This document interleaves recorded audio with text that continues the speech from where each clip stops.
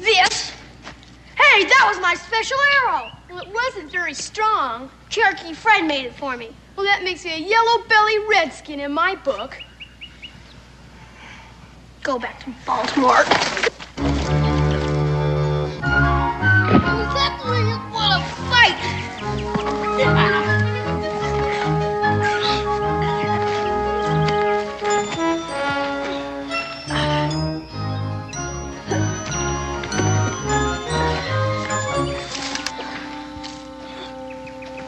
Don't eat him, Mr. Dobb.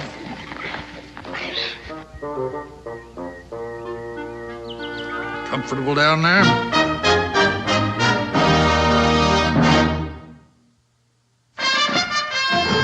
Daniel Boone was a man, yes, a big man, with an eye like an eagle and as tall as a mountain was he. Daniel Boone was a man, yes, a big man. He was brave, he was fearless, and as tough as a mighty oak tree.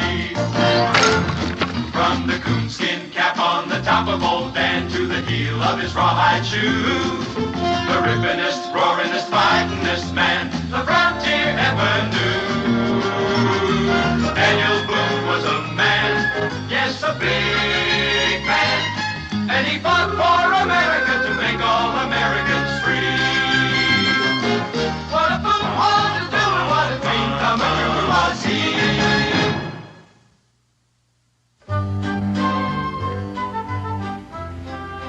What's that, Mr. Dobb? Yeah, it brings back the same thing to my mind. Who are you talking to? Mr. Dobb. Where is he? I don't see anyone. Well, how many could see you if you were over 2,000 years of age? 2,000 years of age? Do you remember about the prophet Elisha? You mean from the good book? Yeah. He went around curing polluted wells and springs so that people wouldn't die of thirst and the cholera. He inherited the prophet Elijah's mantle. He went around doing some hocus pocus of his own, by and large doing good and throwing in some free amusement. Remember what happened then? They ran him out of town. In them days, folks didn't understand that everybody's got to give and take up a hand now and then, as Mr. Dobb says. Why should they? That's what kept Cain in hot water. Well, it was either get out or be rid out on a rail for Elijah, so he got. But that town was rife with pesteriferous young'uns. Learned it from their elders, I presume, because nobody's born mean. You know a lot, don't you? Well, I depend on Mr. Dobb's wisdom a lot here. Without him, I suppose I'd be just an ordinary man. Well, Elijah went. But 42 of the worst of them young'uns trailed after him, hurling mockery and mud until Elijah lifted up his eyes. He said, Lord, I've just took about all of this that one saint could take. Well, the Lord sent 2 bears out of the nearby woods. I suppose you remember what happened. They got it up? 41 by Mr. Dobb here. The other bear was just a mere cub. You mean Mr. Dobbs is a bear? Dobb means bear in the Hebrew tongue. I don't suppose you could show me the way to Boonesboro, could you? Sure, that's where I live. Ah, what a coincidence. You take the road south and take the right fork when you come to it. Oh, well, I'll try to remember that. What is it? Oh, Mr. Dobb reminds me that we'd deem it an honor if you 2 young men would ride along with us and show us the right fork. I guess so, sure. My team and Dre await.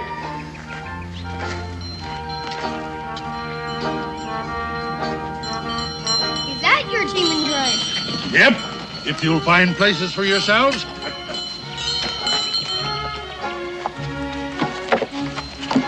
Oh, my name's Israel. Israel Boone. Boone? My dad's Daniel Boone. Never heard of him. Up with you. My name's Joe. Joseph Montgomery Jr. My dad's a sea captain. Never heard of him either. Up with you.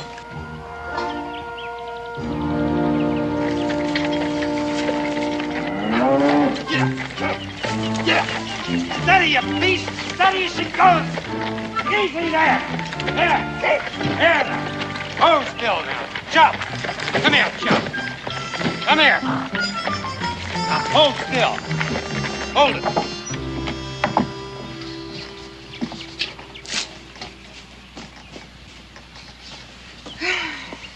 How's the plowing? Oh. That horse will get sunstroke. It's only for a minute. I'll take some water to him. That's my house bucket. Here, fill this up at the well. Oh, nursemaid for a horse. What a way for human beings to live. Well, you chose it for your own reasons. Where is Joe Jr.? There's lots of country around here. I told you to look after him. I tell you to let him be a man. He is still a little boy. Oh, Varna, when I was his age, I know. You were on your first voyage as a cabin boy, living on biscuits and moldy beef and taking the captain's rope end across your back. Is that what you want for our son? Why did I give up my ship, huh? Why did I come to a place where they don't know an oar from a winnow? Because there's room here for him to get away from your coddling and softening, so he can learn to stand up straight in his own feet. I didn't mean to say that. It was an accident. Well, was it an accident that you never let him out of your sight from the day I embarked until my voyage is ended? Was it by accident that you tried to leech out of him everything a man wants to see in his son?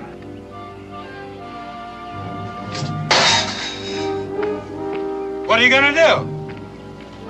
Explore Kentucky for him? You won't find him. It's too big. On Springfield Mountain, there did dwell a lovely youth. I knowed him well. Re good to day way, re to day way, to the day, re to the new. This lovely youth one day did go down to the meadow for to mow. Re good to day way, re to day way, to the day, re to the new. You take the right fork.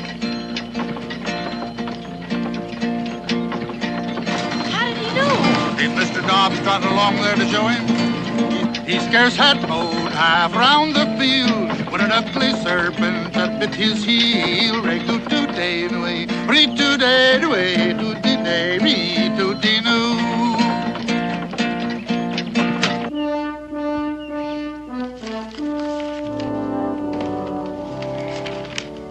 There you are, Daniel.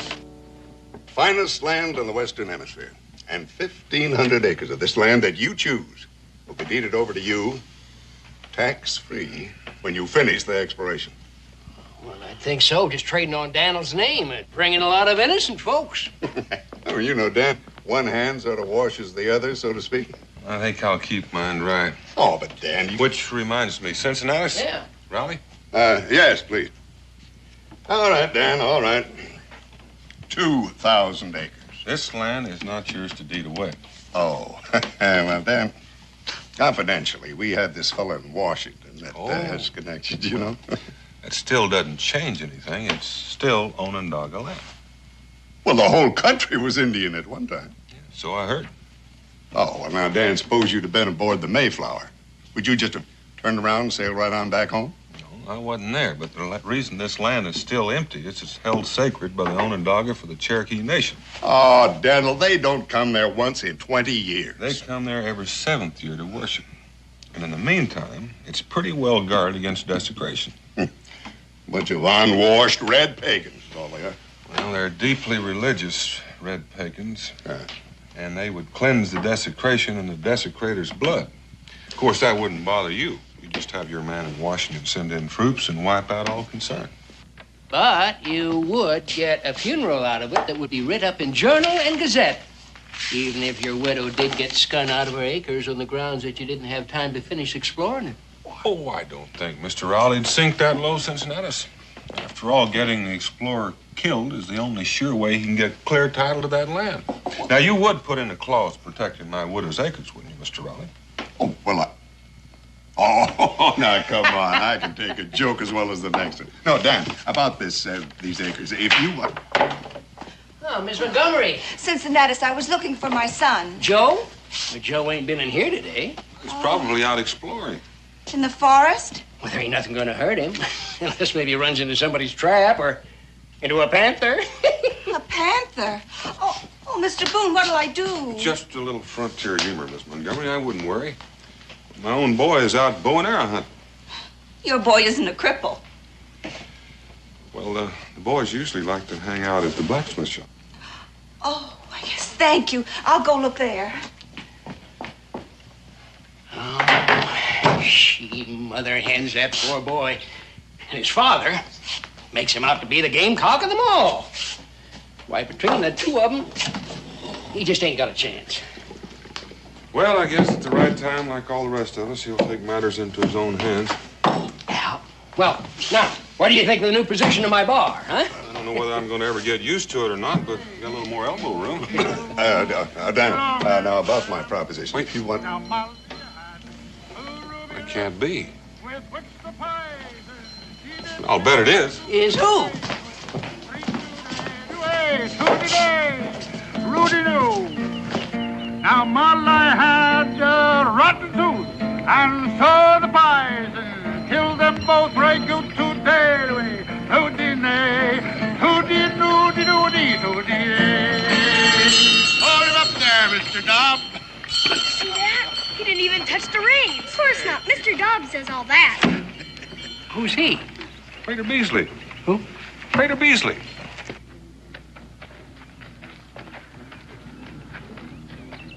Well, it's good to see you again, Prater. Well, it's good to see you, Daniel. Mr. Dobbs? Oh, as always. Oh.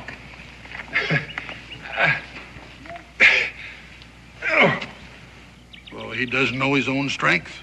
He never did. Oh, he wishes me to tell you that he's sorry. Well, tell him not to give it another thought. Well, I've just met your hope for the future here. You said you didn't know my pa. I'm an egregious liar. You are? Ask your pa. What's egregious, Pa? Egregious? Well, a tall tale's an egregious lie. And any boy that can't find the nut of truth in it, well, he's going to grow up to be a man who lives on short squeezins. Mr. Boone, children should be taught to respect the truth. Ma, that's what he meant. Get down from that wagon.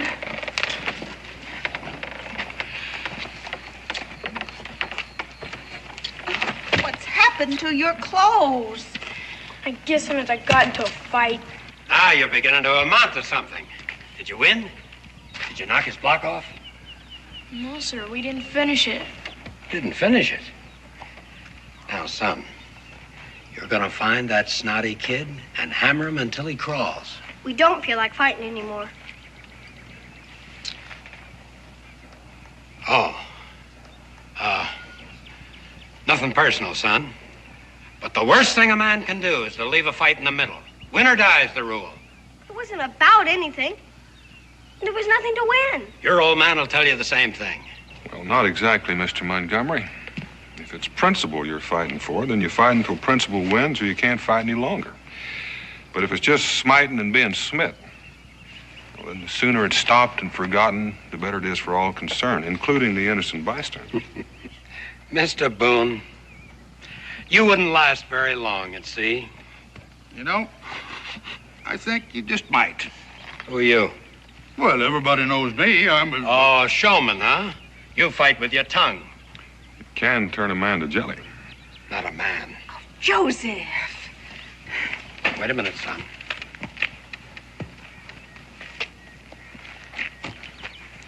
I intend to have this out. It's out.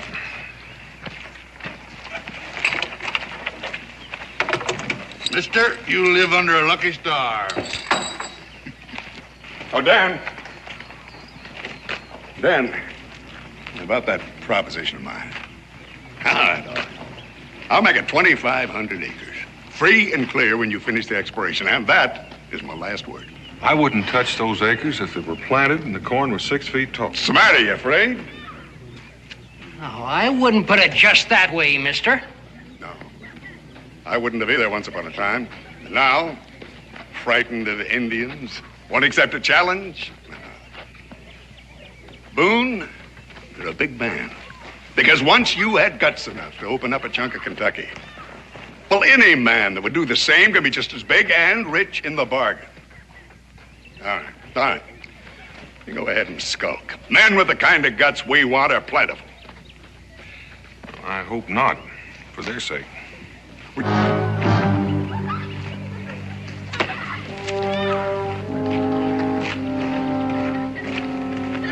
Mister.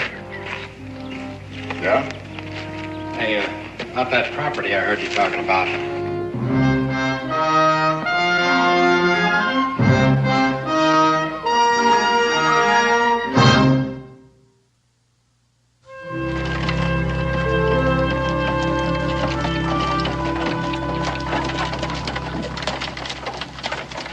Ooh, boy, woo. Hi, young fella. Why can't I go out with them? Because. Well, here you go. No. I got a compass of my own. And a good one, too, I'll bet. It's hung on the North Star through black storm and hurricane. Well, in here's your level and your theodolite. You do know how to use one, I suppose.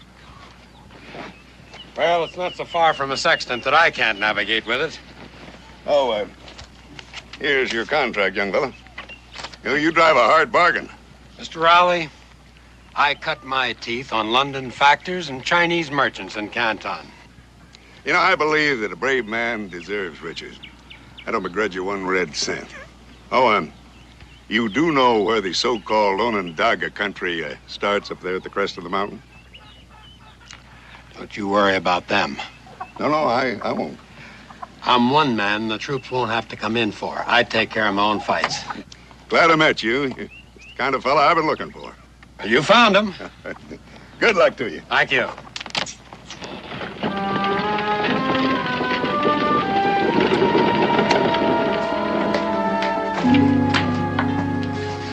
Hey, son. Why didn't you come outside? Now, I've got something to show you.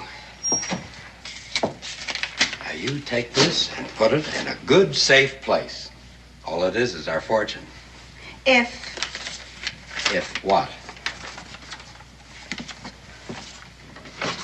Varna, don't try to make a farmer out of me. I never did, Joseph. I can guide a ship, but not a plow. I can walk a deck in hurricane, but these cursed furrows shift under my feet. Do you think mountain rocks will be easier? I think so. It'll be more like a deck in a hurricane, I think. Hold your tongue, Joseph Jr. I think the boy's put his finger right on it. Son, how'd you like to go with me? Can I? You bet you can. Go outside, Joseph. Varna, the boy's going with me. Outside.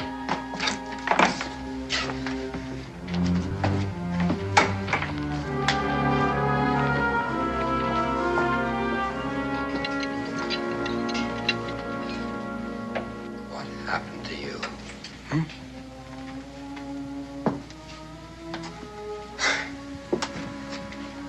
When I first knew you, you were so gay, and so pretty, and so loving.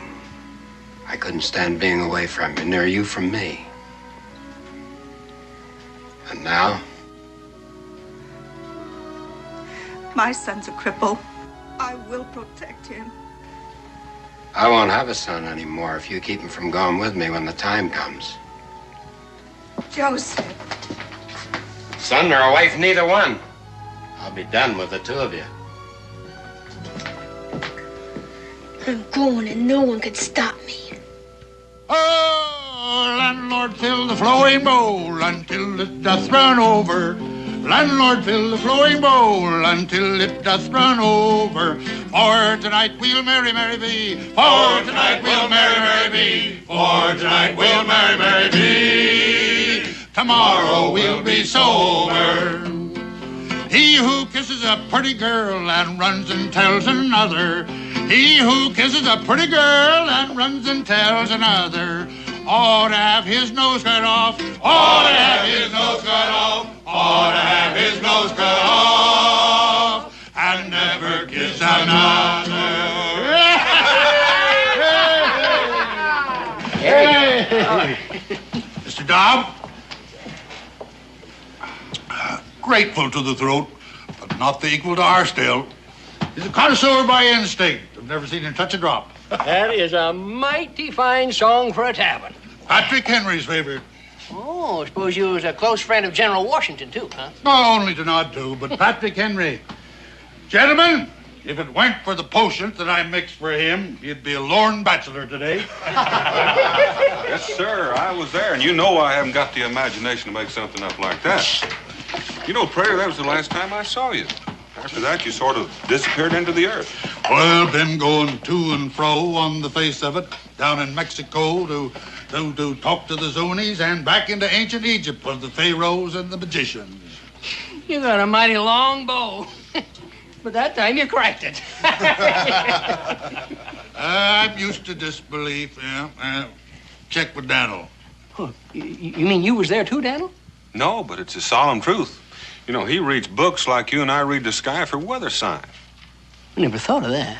Well, that's part of what I meant about when I said the nut of the truth of his egregious lies. I'll drink to that. Prater Beasley, you will be missed when you leave here, and that is solemn truth. Well, we ain't going. Mr. Dobb and me's a little bit weary of going to and fro. For this century, anyway. We're settling. In Boonesboro? No finer place for healing herbs and simples. Prater, I can't tell you how happy that makes me. And me, I'm going to tell you why. Because I just happen to have in my possession a cabin which is just made for you. And due to circumstances which I ain't going to mention, I can offer you a real bargain. And I'm sorry. Mr. Dobb and I already have a living place. Well, who'd you buy it from? Matter of fact, we didn't. There's a high hill just north of here. Indian Mountain. That divides us from the Onondaga sacred ground. Yes, and just this side of the dividing line, there's a splendid large cavern. Bear Cave. Is that what they call it? I near lost my life up there once. I come on a she-bear with cubs. I remember that. That was about 6 years ago. Well, you know the funny thing? There hadn't been a bear up there since. All right. Now, if a man your age wants to sleep out there in the winter damp, there's not much I can do for you. But there is something you can do for me. What? That span of mules and that dray, they're just going to be in the way if we're going to remain here. Well, I got just the customer for you. I'll get more out of them than you ever thought was in them. Well, fine. I'll get some more squeezings. Yes, Mr. Dobb? Oh, be glad to sing it for you. Yes. On Springfield Mountain, there did dwell a lovely youth. I knowed him well. Re good today, way, re today, way.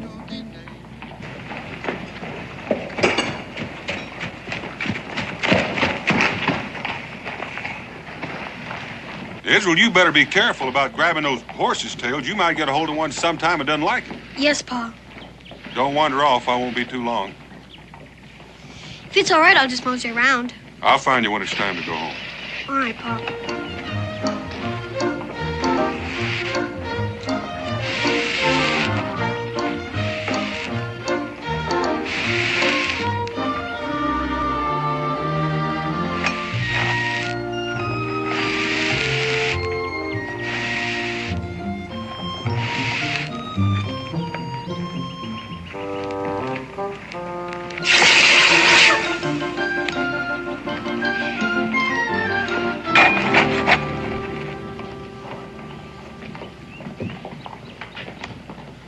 Pinwheel!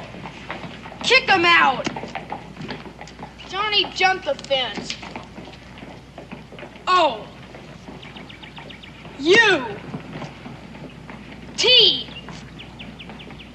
Period. That's pretty good mumbly peg. My mother had some pine to do at Cincinnatus' store. She made me come with her. I'm pretty good at it myself. Where do you want to start? Anything before around the horn is girls as far as I'm concerned. I take evens to go first. 1, 2, 3. All right, you go first. Around the horn. Shave the peg. Cut right. And left. Ah, you missed. Oh, I get mad thinking I gotta wait for her until she's done. Around the horn. Everybody's family squabbles sometimes. Not over their own kid. It makes you feel like it's your fault. Lady dives. That puts me 1 ahead. So far. Hey, How'd you like to help me and Prater Beasley get the bears out of that old cave so him and Mr. Dobbs can live in it? When? Tomorrow. Pinwheel. Oops, I missed. Am I invited? In particular, I promised to tell you. Sure, I'd like to help. Israel, it's time to go.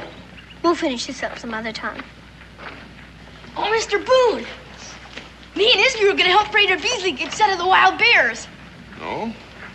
Do your folks know about it? Papa just said he'd make a man of me. Better ask anyway. He's gonna take me with him far out in the forest, and that shows how he'd feel. Well, make sure your mother knows. Come on, son. If I know Pa, he's already greased his skids.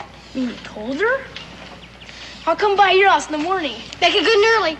Prater Beasley wants to get settled in.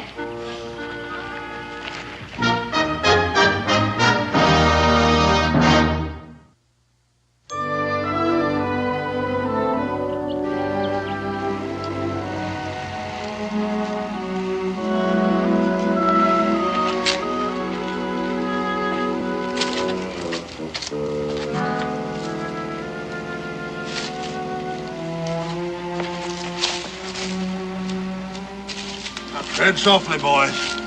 We're getting close.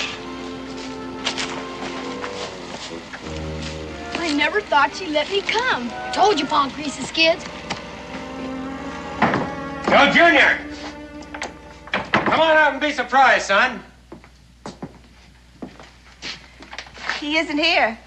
Isn't here. Joe? He went out while you were packing that poor horse. You knew this was the day. To be tortured by those wild Indians. Where is he? There's lots of country around here. Varna, I asked you. Do you think I'd tell you if I knew? Varna, I curse you. Joseph. Joseph! I had to protect him. You've got to understand, he's your son as well as mine. Not anymore. I told you. You've won? Now let's see what you can do with it.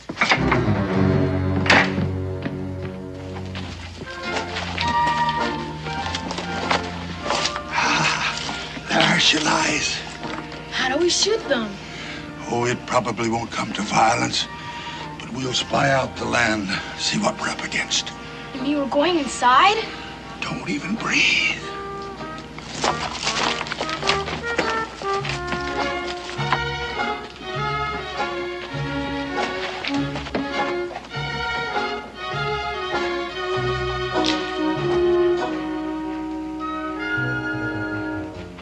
Come on, boys, all clear. Well, make yourselves to home. Well, Mr. Dobb has taken care of all. I wondered where he was. Look at him curled up around that still as if butter wouldn't melt in his mouth. Not that I've ever noticed butter melt in his mouth. Boy, look at this war drum. Hold it! Hold it there, young Boone. Well, that's an Onondaga beat. And this is a Sioux war drum. It was given to me by running antelope. Here, hold my pipe. This drum has called many a brave to battle.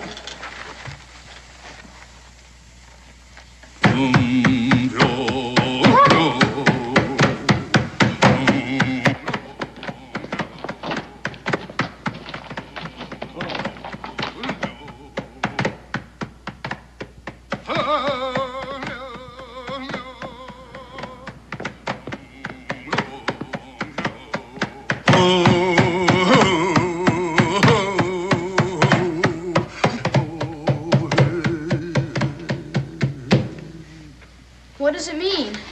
Well, it means a man that sticks his head where it ain't welcome is liable to get it cut off. Not without a fight. It depends on what you're fighting for, says Mr. Dobb. And Pa. Not mine. He will. Hammer him until he crawls, no matter who or what. That's all Pop ever knows.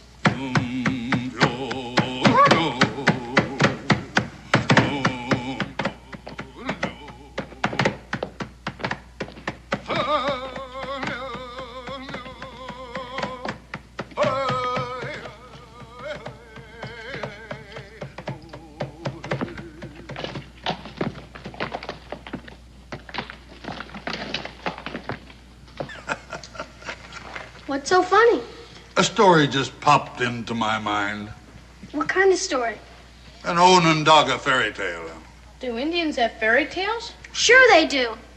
Yeah, they sugarcoat their lessons to get them understood just like the rest of us. How does it go? Well, sit down. Make yourself comfortable. Well, as the Onondaga tell it, when pestered by their young, there was a man and his wife lived in the woods by themselves, and they had one boy about you fellas' age, and pretty soon they had another little boy. And after that, why, the mother, she went on to her ancestors. You mean she passed on? Mm-hmm.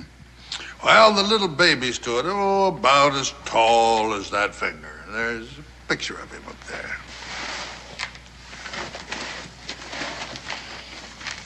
You mean this one? Yes.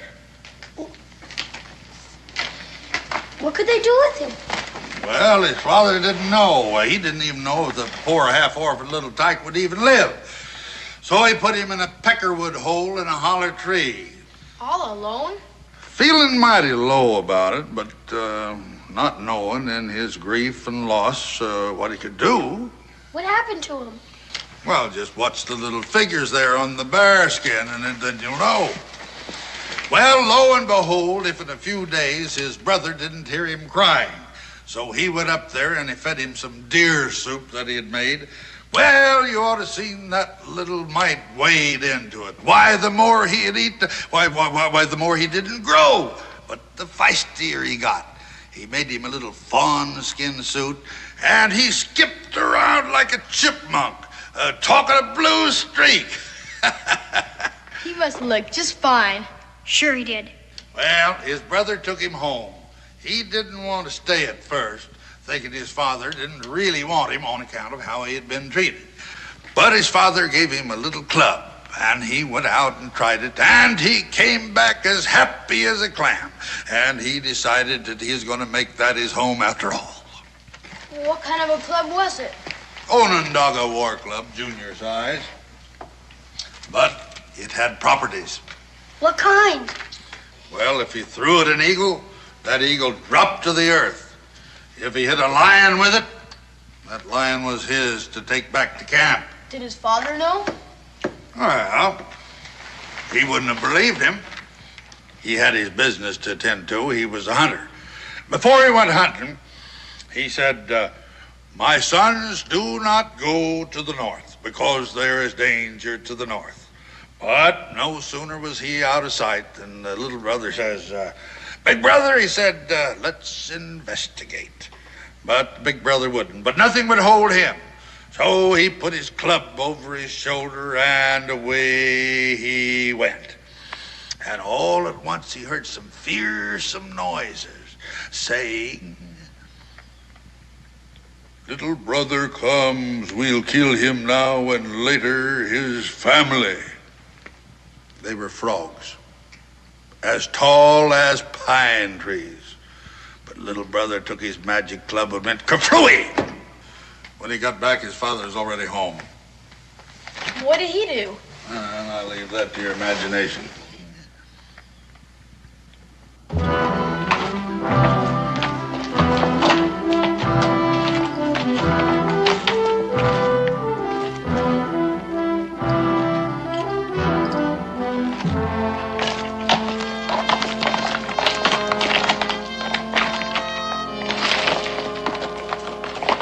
This time it was the South. And this time he took his brother along with him. I knew he was going to, didn't you? Well, they traveled along until they came to a tree so tall that it brushed the sky. Little brother says, I'm skinning up to see what's there. Well, up he skins. And up there he finds a nest. And in that nest, the children of the lightning. That kind of lightning? Yes, as hard and as glittery as diamonds, sharper than two razors, and hotter than the hottest fire. Dangerous. Most dangerous.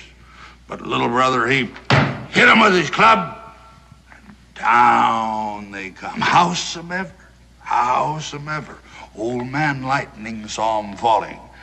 And he thundered, and he roared. And he came through that storm like lightning. What happened? I gotta get some potion for this rasp.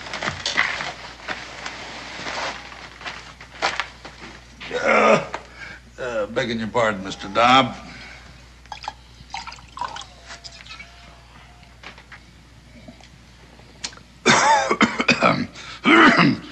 Now, that's a potion. All right. It's better than having you at me with I told you so all the time. What happened to old Lightning? Well, little brother had to hit him twice to vanquish him. Is that the end? No, next his father warned against the east. And no sooner was he out of sight than there was little brother in the east, tangling with a giant they called Stonecoat because his jacket was a mountain that he'd carved out. A whole mountain? He was of that size, but little brother's club prevailed. When he got home, though, he told about it and he got the licking of his life for fibs. He didn't fib. Oh, no. Many, many years later, his father saw the mountain that was Stonecoat's coat. Stone Mountain, they call it now, and handsomely apologized. But then little brother was a big chief. How did he get to be? He still had the West ahead of him. That's right, and in its way the worst of all. Because there in the most beautiful forest living man had ever seen lived the most unbeautiful of all beings. Head bigger than 2 buffaloes, meaner than a poison snake, and he gambled. Gambled with all who came by for their lives. And never had he lost since time began.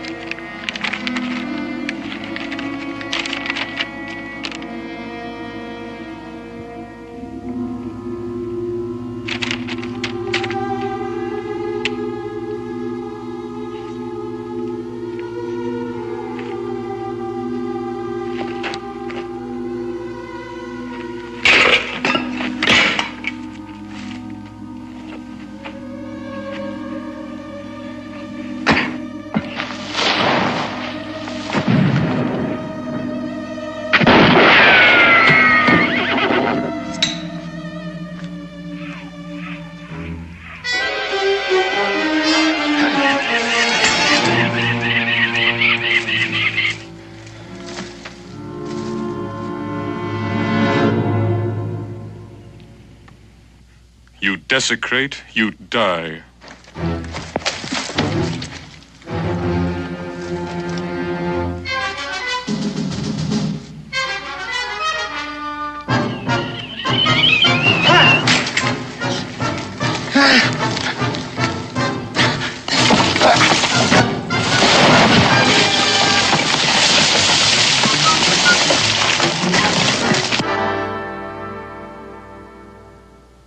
Yeah, well, afterwards, little brother, he let loose all the men that the gambler had there to hold them until he could take their lives. And the prisoners were so happy, they asked little brother to stay on as their chief. And he did. Well, not right away, no. He thought about it this way and that way, and finally he said that he'd be honored if they'd let him bring his relatives. And so they did. And I guess if we could find that forest right now, we'd find all those people living there with little brother. That's a good story. I'd like to have a club like that. Oh, you would? Well. Here we are. It's all yours. Take it along. Thank you very much. Thank you. Thank you. All right, boys, on the way. I got work to do now. Get along. You work? Well, yes. Mr. Dobb here is a great physician, and I mix all of his medicines. Thanks for the story. You're welcome. You don't suppose my club has properties? It has the properties that you find in it.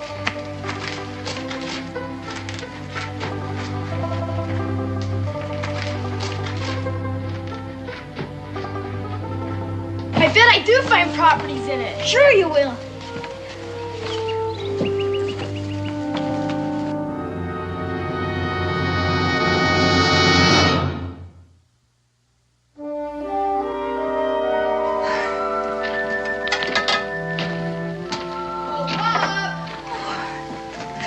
Joe, are you all right? Yeah, he's sure. Where's Pop? Oh, what's that? My Onondaga War Club from Prater Beasley. That man gave you a war club? Oh, Joseph Jr., take a care. I want to show it to Pop. Your father isn't here. Is he still out in the barn? No. You sit down. Your lunch is ready. Where is he? At the fort?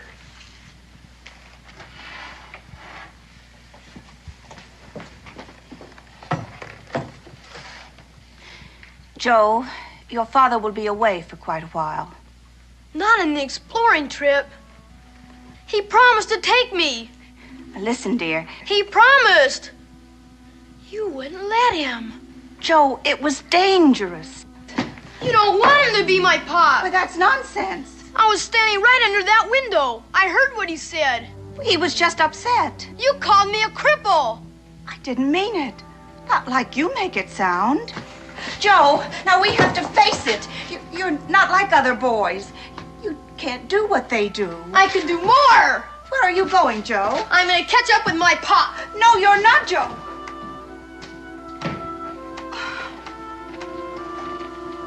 Oh, Joseph.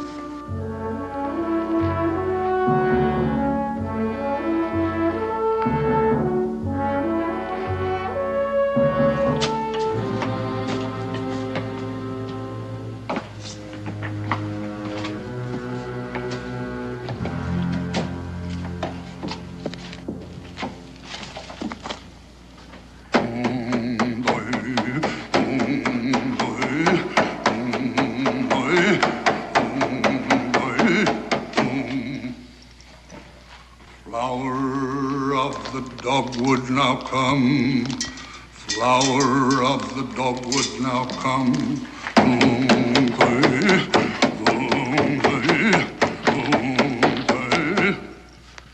Spirit of the red berry, arise.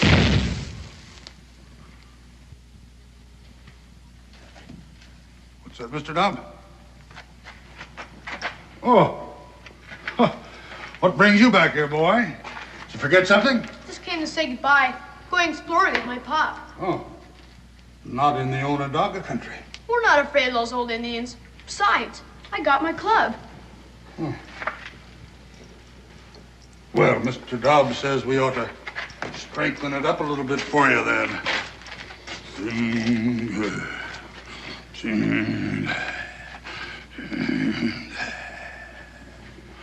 Yeah, that ought to do it. Thanks. Bye, Mr. Beasley. Goodbye, boy. Now take care of yourself. Yeah. I agree with you, Mr. Dobb. We ought to keep an eye on him. No offense to solemn things.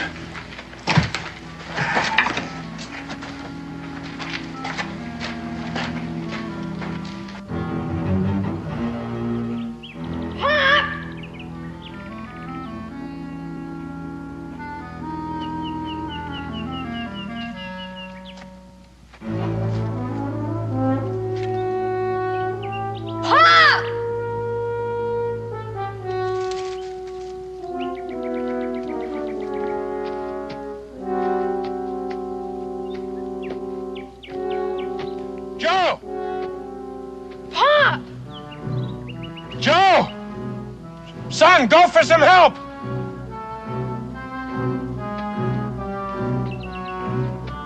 Son, no! Don't try to come down here!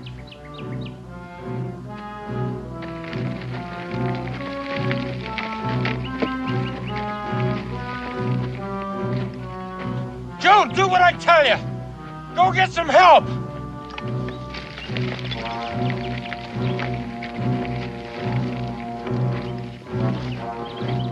Don't try it!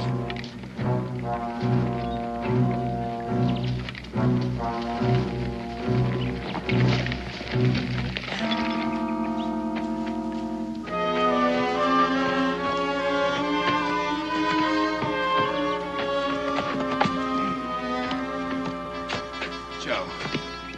Don't worry, Pop. I'll get it off. Why didn't you listen to me? You could have fallen and hurt yourself coming down there. I was all right. See, Pop, I would have come with you if I'd known it was today. I didn't know. I wanted to be with you, Pop. All right, never mind, son. Come on, let's try it. Here. Again. No. No, it's no use. It's too heavy. You gotta go get somebody. I'm not gonna leave you.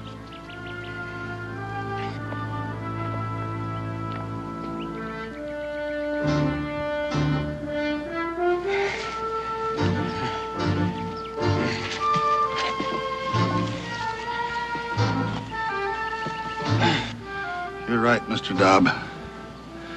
It would be blasphemy to interfere.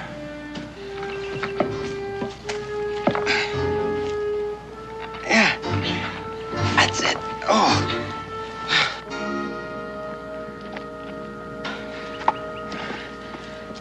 All you gotta do now is stand up. I can't stand. You've got to.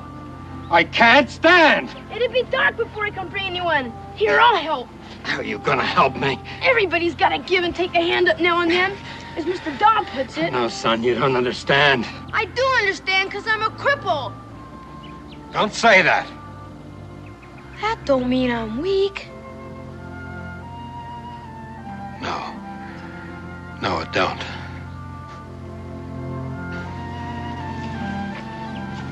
Here, I'll lean on this. You lean on me. Put your hand on my shoulder.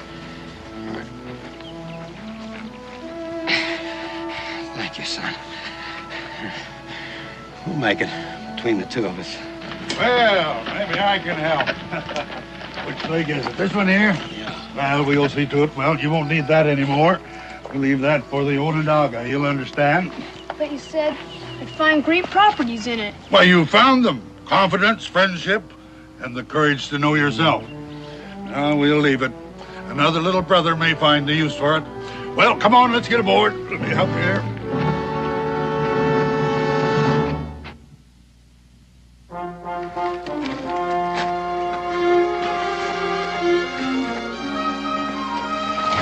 Boy, stop that! Varna.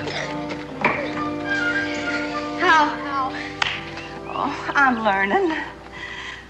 We'll never forget our stay here. It's just too bad you have to leave. Daniel, if you or your family ever have need of a sea voyage. Well, we may be calling on you sooner than you think. Good. And as for you and Mr. Dobb. Oh, you can trust his wisdom. Better get in the back. There'll be more room for your legs. All right. Joe can drive. Joe? Oh, yes, Pop, please. Don't you think it's about time he stood on his own 2 feet? If needs be, you can reach him out a helping hand. I'll take it. I've learned that. Raider Beasley, you know what I'm going to do as soon as I get shut of this. I'm going to visit Stone Mountain. I want to see that giant's coat with my own eyes. Good. Bye, all. Get out.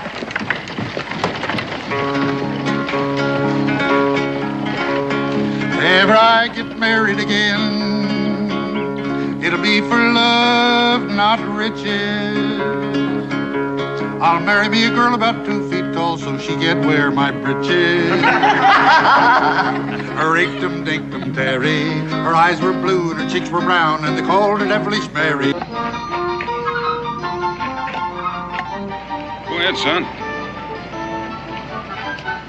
Thank you.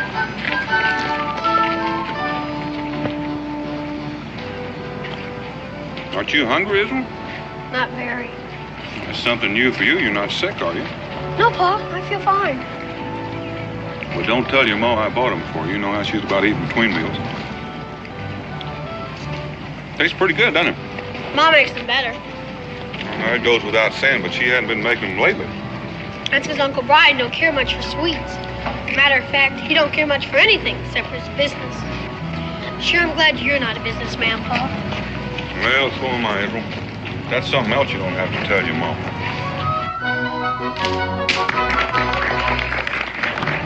Looks like something's going on up the street. Shall we have a look? If you want.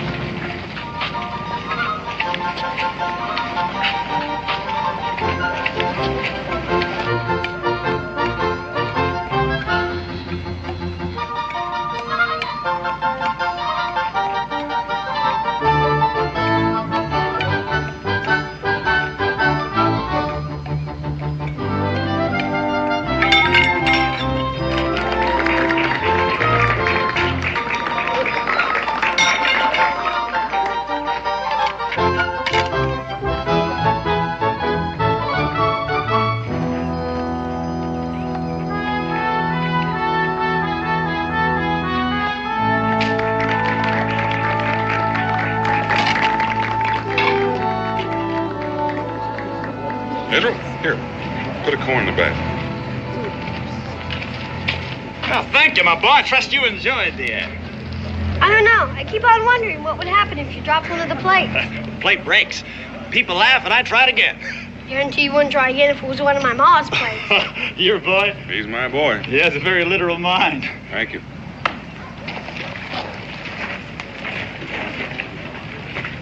Paul? What does he mean by that? No, that's something you don't have to worry too much about, Israel. Israel? You know, it seems to me you're not having too much fun in our little outfit. I'm sorry, Paul. I guess I just ain't cut out for city living. Well, neither am I. To tell you the truth, I'm starting to get a little homesick myself. What do you say we go in back and help your mom pack so we can start home early? I'm ready anytime you are.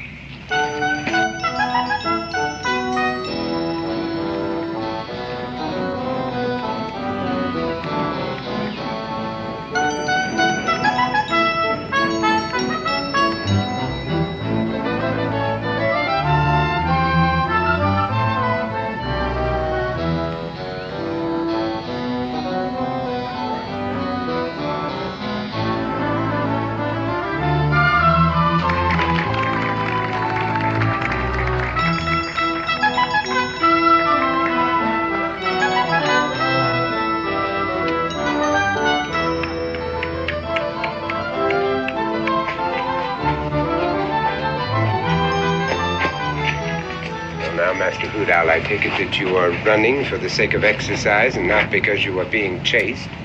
There's nobody after me. Well, then don't let me ever see you running again when it is not necessary. Your precipitous flight might well have attracted unwelcome curiosity. Yes, sir. Well, now, let me see what manner of treasure you have managed to collect. Come on.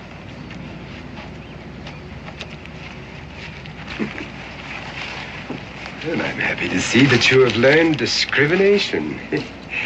Never rob a poor man. The jail sentence is exactly the same, and the rewards are not worth the risk. Did I do all right? You did very well, my boy. Yes. It does credit to your concentration on your lessons and my teaching. Did I do good enough so I can get meat for supper? A small portion, perhaps. But if you make another haul like this, I promise you that you will feast upon steak. Gee, I don't think I ever tasted steak. You will, my boy. You will. Now, are you sure that no one was suspicious? Nah, it was easy. They were too busy watching to notice anything. Yes, that's an ideal situation and a novel way to draw a crowd. Perhaps I should take up juggling. What do you want me to do now? Well, I would say that you have exhausted your single talent for the time being. Get yourself a partner. Black Cat, perhaps. Between the two of you, you lads should do yourselves proud, and the day is still young. Shall we go back to the crowd again? No, don't be greedy. No, you've already harvested that crop. Look somewhere else. Yes, sir. And don't get caught. A gifted chap.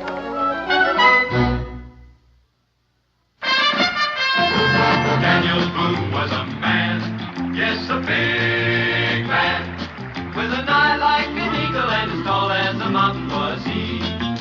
Daniel Boone was a man, yes, a big man. He was brave, he was fearless, and as tough as a mighty oak tree. From the coonskin cap on the top of old Dan to the heel of his rawhide shoe, the rippinest, roaringest, fightingest man the frontier ever knew.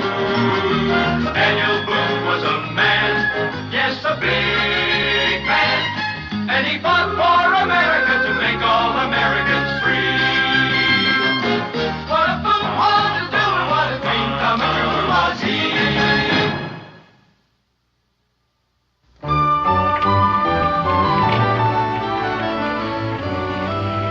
Uncle Brian, you've been wonderful. But I'm afraid we've upset your life for the last month. Not at all, my dear, not at all. 5 weeks, to be exact. It's a good thing for me to have a break in my routine. Best thing in the world. Why don't you make a fresh start and come on out to Kentucky with us? No, Daniel, no. Not until the coach goes farther than Richmond. My poor feet, you know. You'll likely be returned to the Virginia Assembly next year. I'll see you then. What about you, Israel? You'll come again, too? Well, maybe. If Pa insists on bringing me. Israel. Well, I don't mean anything about Uncle Brian, Ma. It's just there are no kids here. I miss the woods and the streams. It's lonesome. All you have to say is thank you, and I'd love to. Honesty, Rebecca. Honesty.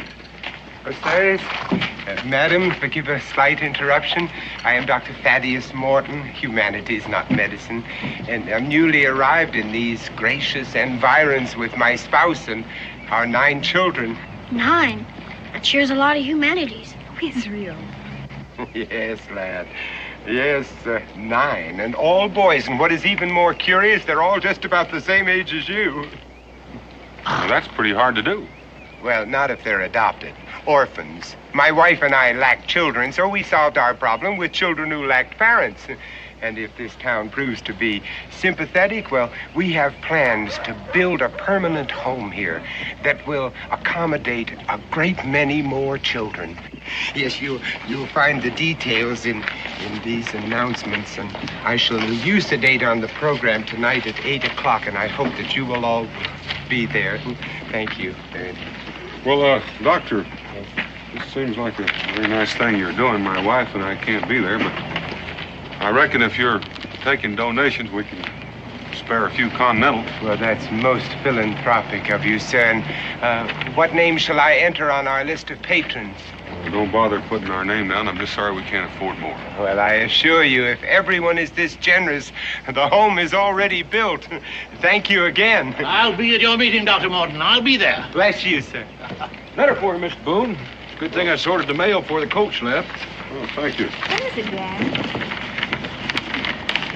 Well, Becky, it looks like we packed up too soon. We're not leaving just yet. But why?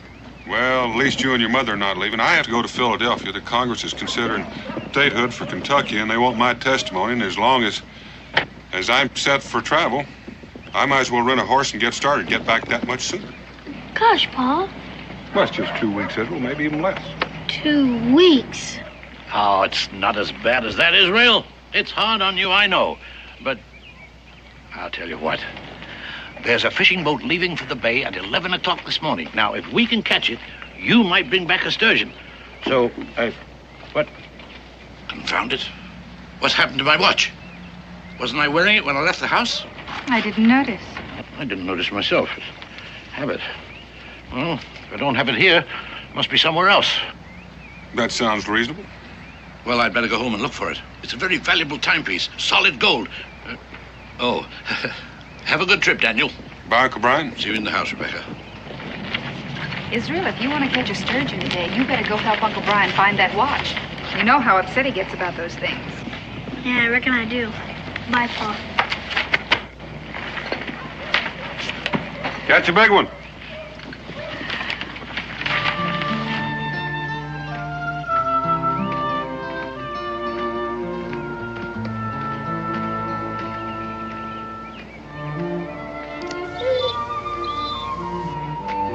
Hi, boy. Hi. How are you? Want to play? Go get it, boy. Go get it.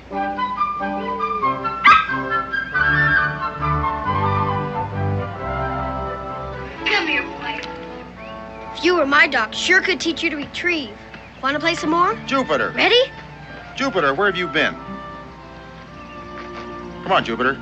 Guess you better go before you get both of us in trouble.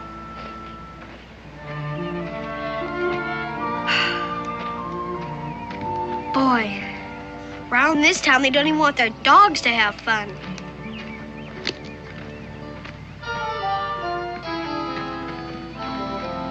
Hi, fellas. Want to go fishing?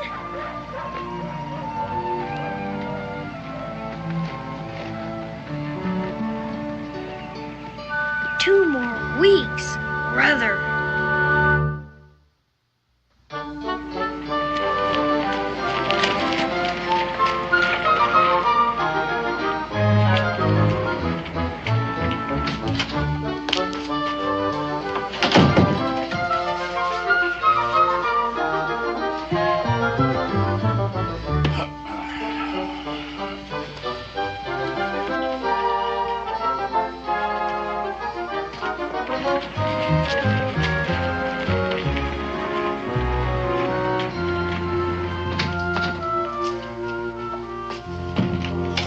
Uncle Brian? I'm in here.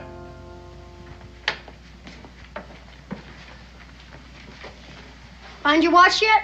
No, otherwise I'd stop looking for it. I remember I had it here last night. I was writing a letter.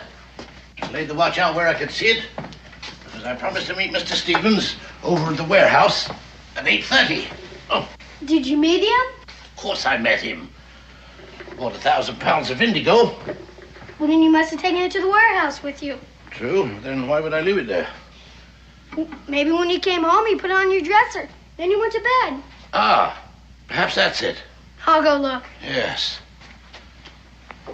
Yes. I always put it on the dresser when I go to bed. At least I think I do.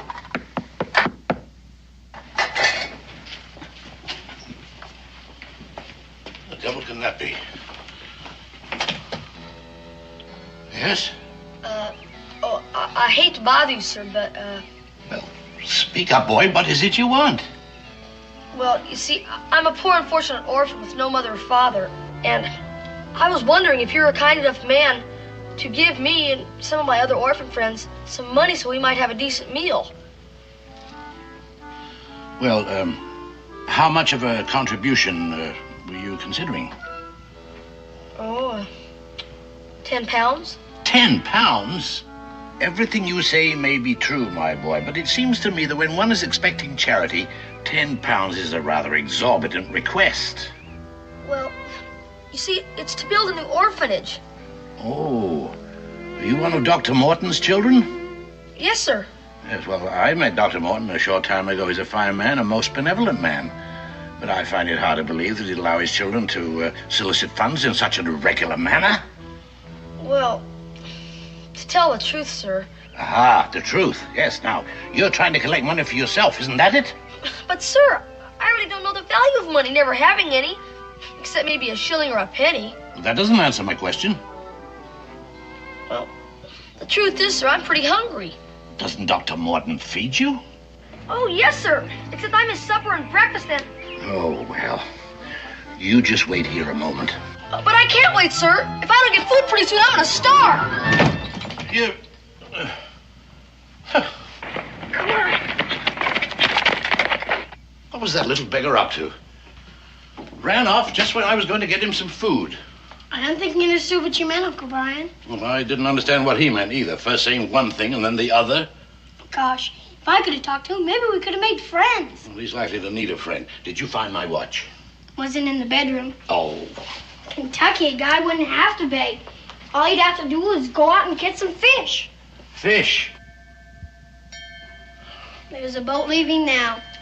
Guess it's too late. Yes. Oh. I'm sorry, Israel. I'm afraid I've let you down. But the boat goes out once a week, so we'll try again next time, right? Yes, we will. And now, the only other place that watch could be is at my office. Yes. Oh, now, don't worry, Israel. We'll catch the boat next week.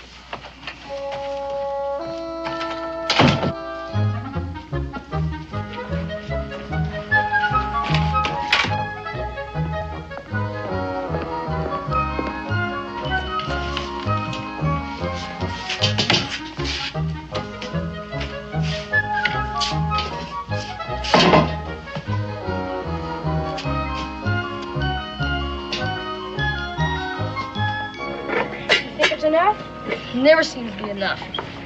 I'm not sure a broken pipe is worth very much. And what about the silver box? Hey, yeah, that looks pretty good. But if we want to stay off bread and water, we better get some more. Use the confusion method.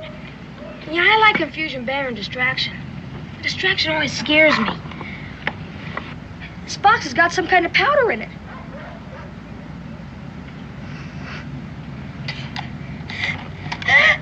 Achoo! Shh, someone will hear us. Be quiet. Achoo!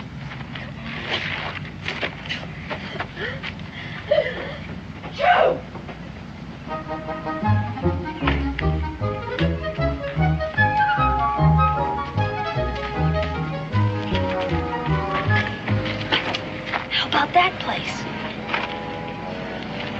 We use the confusion method.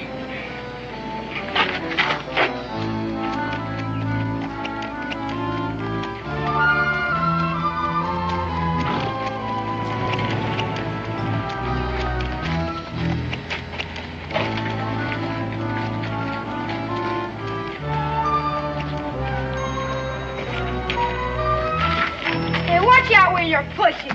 Hey, watch where you're pushing. Stop pushing me around.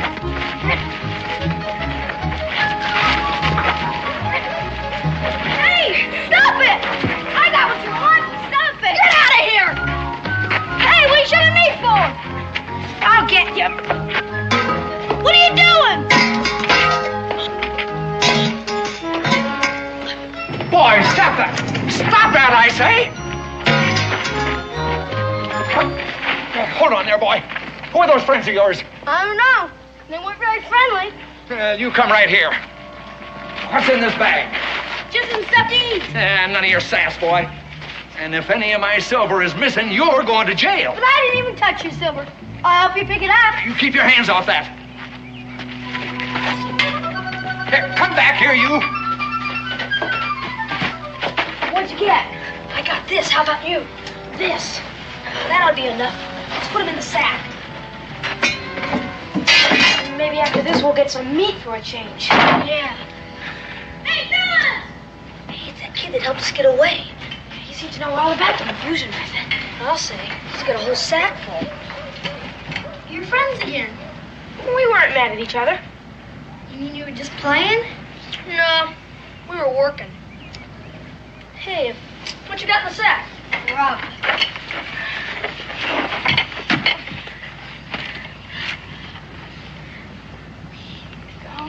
Oh, meat! Boy. 2 kinds of meat. Now, this is for dessert. You gotta eat the other stuff first. Like you think we won't? You stolen stuff? Well, I don't know if it was exactly stealing. I just didn't have time to ask for it. Hey, he's just like us. We hardly ever ask for stuff either. I'm Black Cat Jack. Black Cat? And I'm Hoot Owl Tom. Hoot Owl? Yeah. What's your name? I'm Copperhead Izzy. Hi, Copperhead. Join the gang. Wait a minute. Let's do this the right way.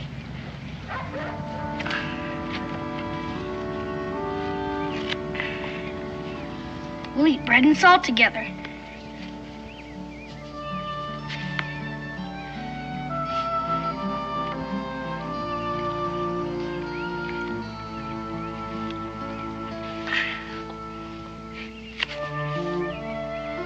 Now we're brothers for life.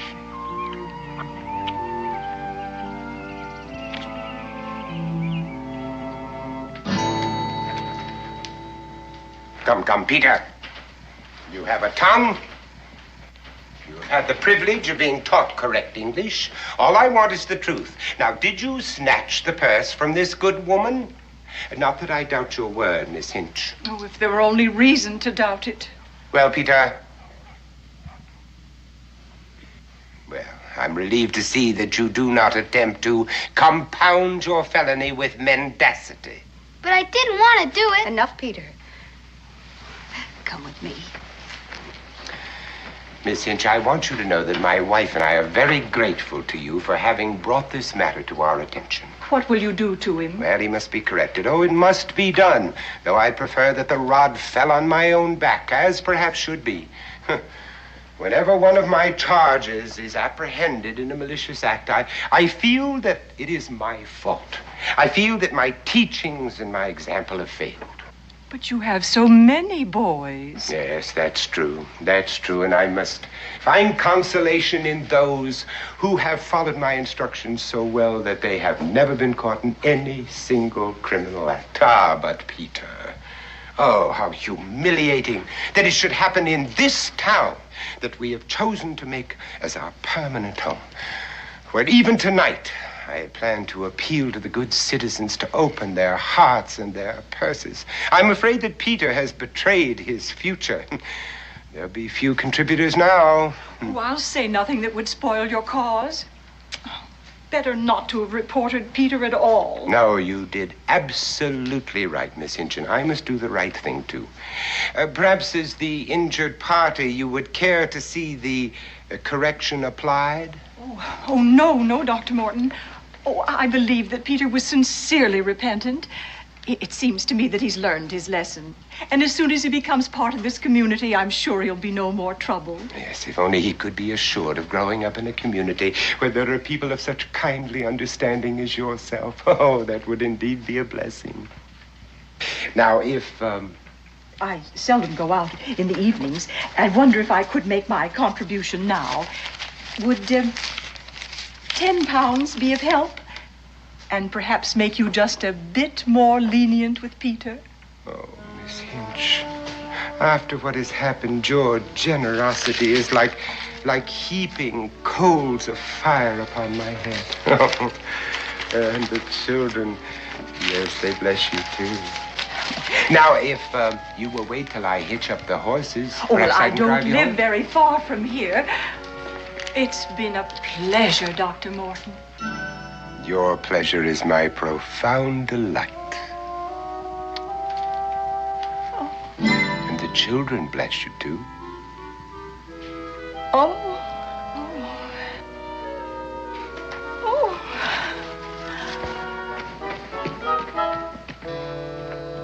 Come, children. Come inside, close the door, and find your seats.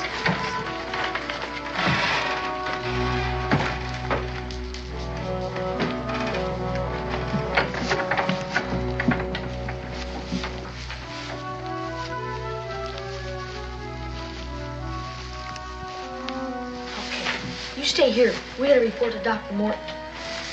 Gentlemen, Chicken Leg Pete has been caught stealing, and he's going to have to be made an object lesson. You're late. What did you have to say for yourself? Silver. Yeah, now that's what we like to see. You boys are beginning to learn the value of things. I commend your selection. Watch out, Mr. Morton. That stuff's powerful. Powerful? On the contrary, it's excellent snuff. French, I'd say. All right. Sit down.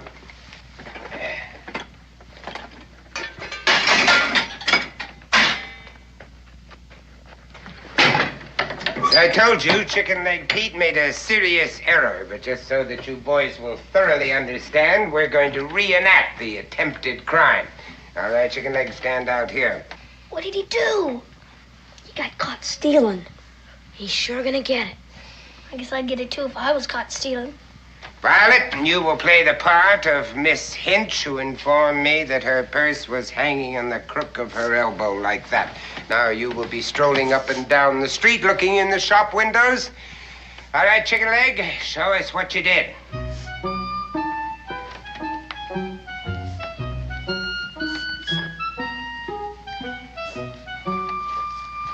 Thief!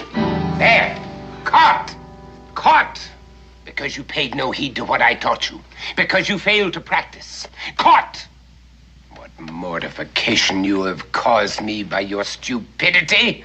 And for that, you will be on bread and water for 1 week. All right, sit down.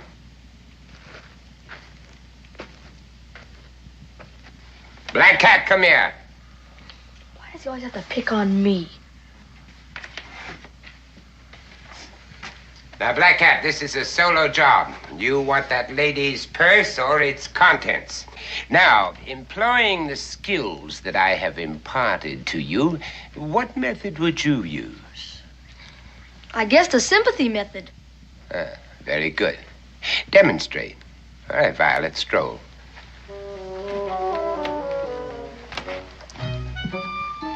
What's going on? Keep still.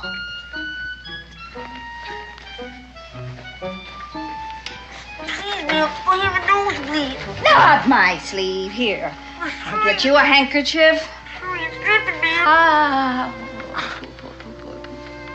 Black Cat's pretty good. Oh. It's all right now, ma'am. Excellent. Excellent. Just as I taught you. But that's That's not right. He's teaching you kids to steal. Somebody's got to stop him. Who is that? Come here. Stranger, huh? Well, not quite a stranger. I met you on the street by the coach, but I didn't get your name. Boone. Israel Boone. But you told me in Hoot Owl you were Copperhead Izzy. That was just a play name. You and Hoot Owl, eh? So you're the ones who brought him here, hmm? In violation of my absolute rule, never mingle with strangers. Hoot Owl, up front.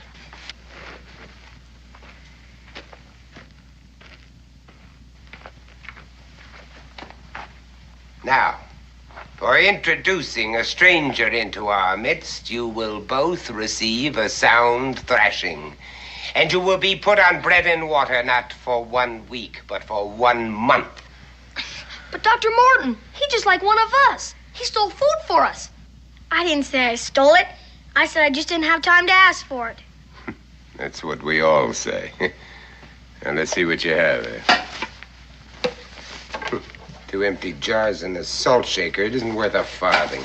We ate up the part that was worth something. Lots of stuff. In any case, you're a sneak, and you will be treated accordingly. Hey, that's my Uncle Brian's. Give it to me. It's my snuff box now. I shall think up your punishment tomorrow. Tomorrow? You can't keep me prisoner. You can't keep any of these kids prisoner. This is my family. And because you joined them of your own free will, you will become part of my family, too. Violet, lock the doors.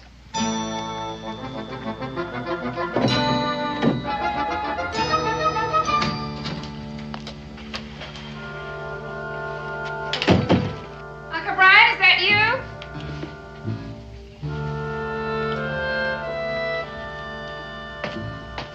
Oh, what a day. Goodness, I didn't expect you back so soon. They think the fishing boat came home till evening. Missed the boat. I've been at the warehouse looking for that confounded watch of mine. It's not there. It's not here. Did Israel go with you? Israel? He was here when I left. He's out playing, I expect.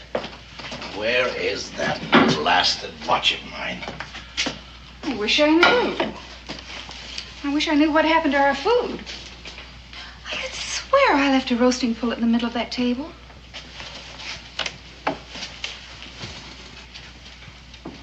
And there's a loaf of bread missing. Well, I've looked everywhere I can think of. I must have just plain lost it out of my pocket. Someone's dumped flour all over the place. Well, it has my initials on it. So if an honest man should find it... Israel! Israel! It's not in there, Rebecca. We scoured the place. Israel!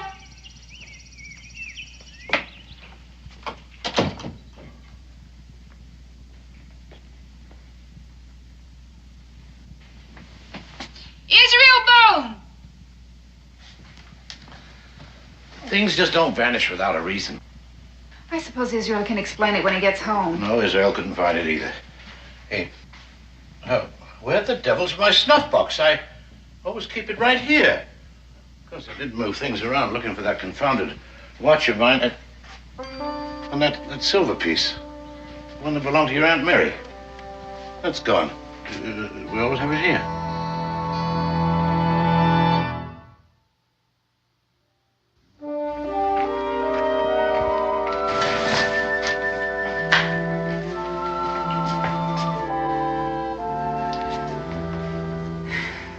Stay away of this long unless something's happened to him.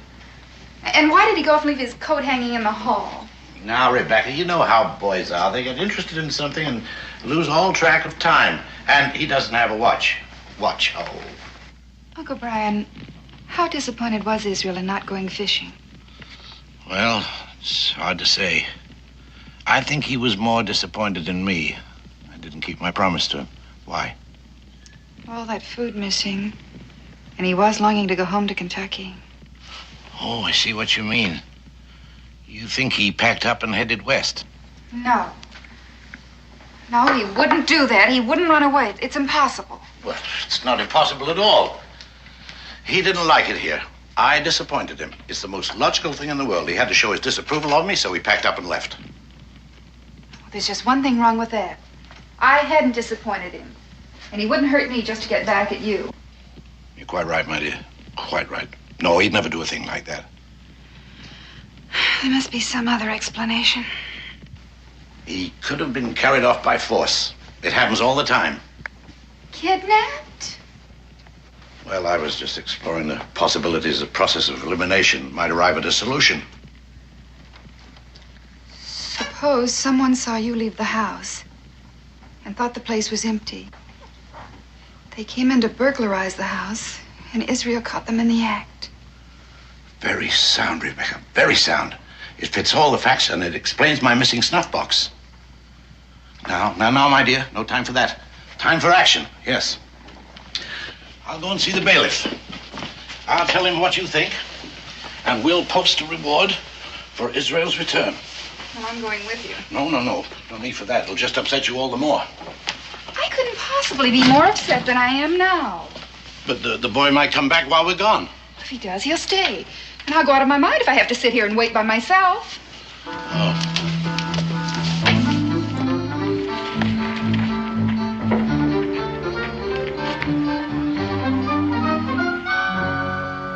Don't you fellas know it's wrong to steal? Sure, we know it's wrong. But we have to. We got it on our keep. How did old Martin get you in the first place? Nobody else wanted us. We got signed over to him and his wife legal. So if we try to run away, he can always get us back. And he's such a smooth talker, nobody ever suspects anything.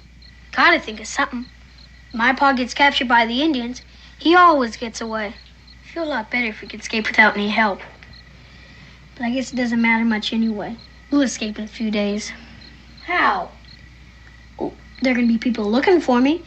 Sooner or later, they'll look in this barn. Sure, it's gonna be embarrassing. How can I face Pa when I can't even escape from a barn? You don't need to worry about that. And you got an idea? I got an idea. You don't know what's going on yet. But if Dr. Morton is planning on raising money for a permanent home... You mean he's just planning to raise money? What we swipe is nothing to what he gets. We're just bait. He goes to those meetings and makes speeches about us poor orphans. My Uncle Brian was planning on going to that meeting. There's only some way I could get word to him.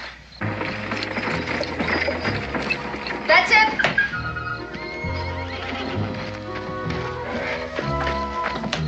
All right. Round up the boys. All right. All right, everybody in the wagon. We're all packed up. Up you go and be careful. There you go. Up you go. Upstairs. Up. All right. I don't want to go.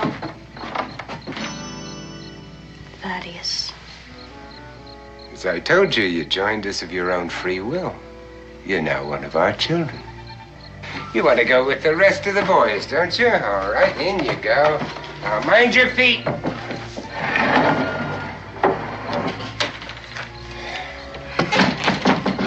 Thaddeus, I'm still worried about people looking for that boy. I think we ought to leave right now. We could drop him a few miles from town, and by the time he gets back, we'll be safe. No, my dear. Never lose confidence. Maybe I can get a message, Uncle Brian. I know where his watch went now. Dr. Morton took it this morning. Is this the trunk with all the loot? Yeah, but it's no use. Dr. Morton's got the key. Well, he was teaching you to pick pockets. Didn't he ever teach you to pick locks? Yeah, but I need a tool, a wire or a hairpin. I have a knife. No, I need something that bends.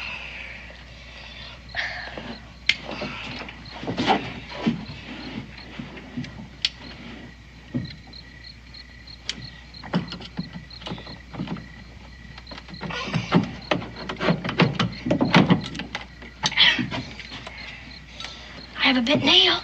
Yeah, that might work.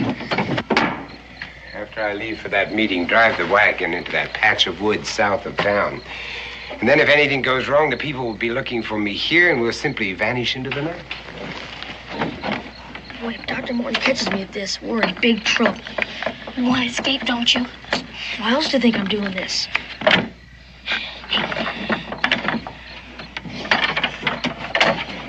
It's solid gold. the initials BB on it. Here it is. Now what? Now we employ the confusion method. Well, adieu, my dear. I'll see you in the sylvan glade, my pockets lined with gold. What's that racket? What's all that noise going on in there? Be quiet.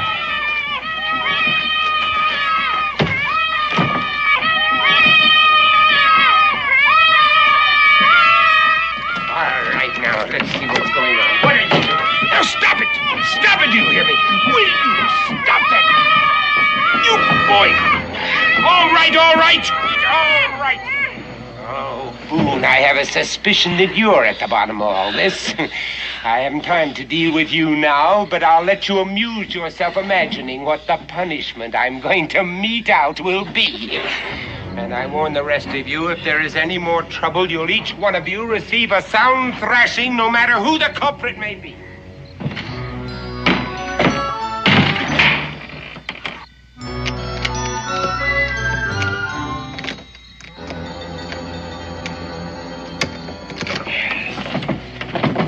You'd better be on your way. Did you get it? Well, did you get it? Now, this might not work. But we have a chance.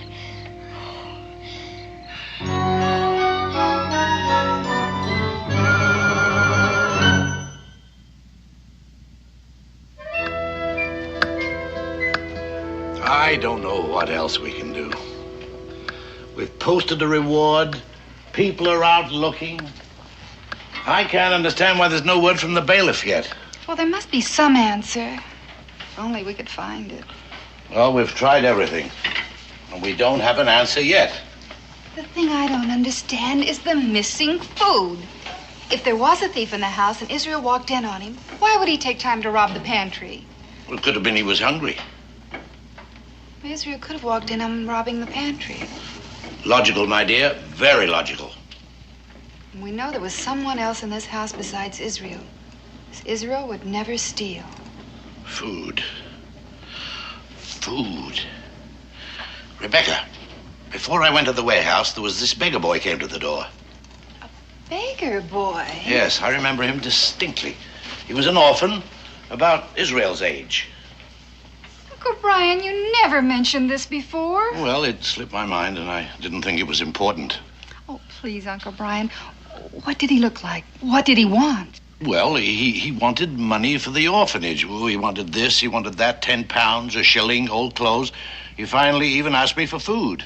Did you give it to him? Well, I was going to, and all of a sudden he ran away. Did Israel hear this? Well, I'm not sure. You see, he was looking for my watch, and... Oh, wait. He must have heard something, because he said the boy didn't understand me. That could be the reason he took the food. He took the food for the boy at the orphanage. Yes, but he should be back by now. It isn't that far.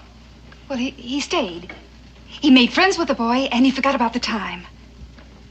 Wasn't Dr. Morton holding a meeting tonight? Yes, 8 o'clock. I planned to attend until Israel got lost. Well, you're still going to attend. Well, there's no point in it now. Besides, I wouldn't leave you here alone.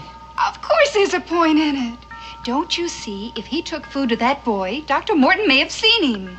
Good heavens, you may be right. 8:45. All right, Rebecca. I'll go to the meeting. And if I miss Dr. Morton in the meeting, I'll find him later. Where are those orphans now? In that old barn just north of town. Oh, I think I'll go out there. Israel may have found himself some friends. Yes.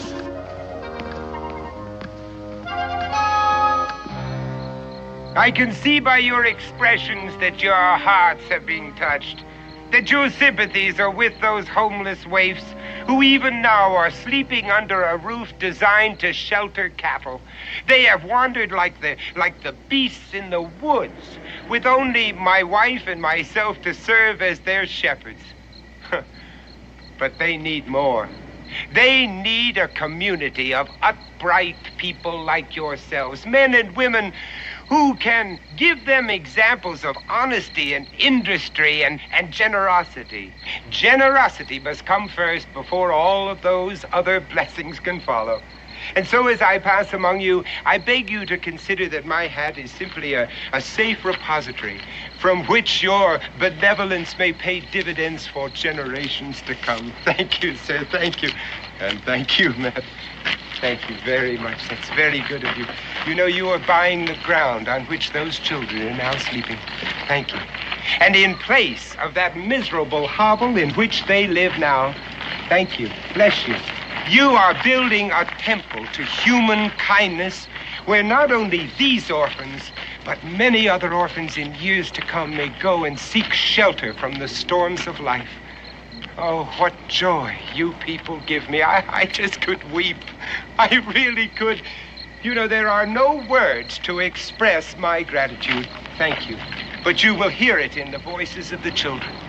And I must go now and let them know of their great good fortune. And I beg of you all to appoint a trustee of your own choosing from among yourselves with whom I may deposit these funds in the morning. I wasn't sure I'd make it in time. Well, you were spared my speech, but it's not too late to make a donation. Oh, yes, of course. But I really came here on another matter. Now, most of you already know that my grandnephew, Israel Boone, is missing, and I have offered a reward for his return. You met him at the coach this morning. Yes. It must be very, very terrible for you and your contribution, sir. That's a very handsome one. He'd been at loose ends and lonesome being a stranger here, and I thought he might have struck up an acquaintance with one of your orphans. Well, I really don't know anything about that, but when I get back, I'll rouse them and ask. Yes. Your contribution. Yes? What is it? I was just looking at your watch chain. I have one exactly like that. Very coincidental, your contribution, sir. What I mean is I had one just like it, and I lost it. And the first time I missed it was right after talking to you this morning. Well, my wife will be expecting me now. This is my watch. My initials were engraved on. After him. He's a thief. He's robbed us all. Get him. Captain.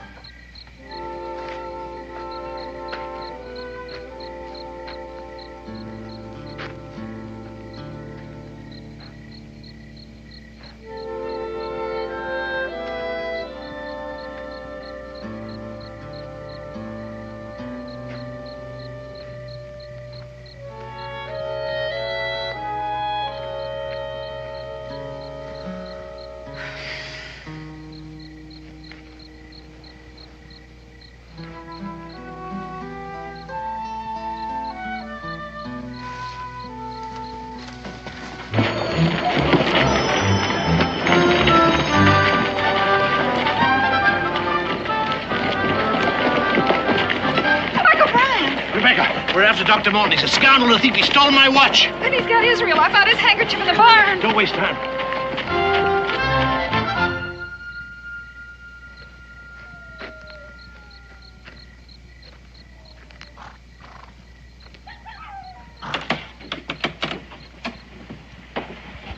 How's everything outside? It's all clear.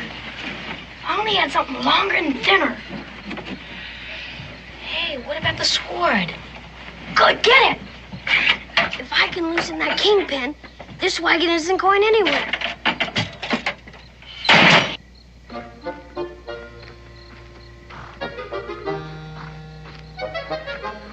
What's that noise? What's going on in there? I knocked over the benches, all. Well, sit down and stay put. I don't want to hear another sound out of any of you. Yes, ma'am.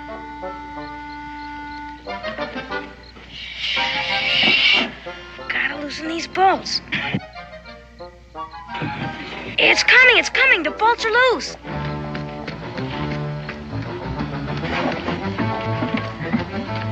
It's Dr. Morton, and he's running fast. What happened? Boone brat, he double-crossed me. You mean they're going to come after us?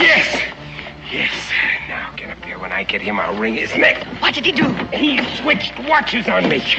Just when I had this town in the palm of my hand, but there's no time to talk about that. Let's get out here.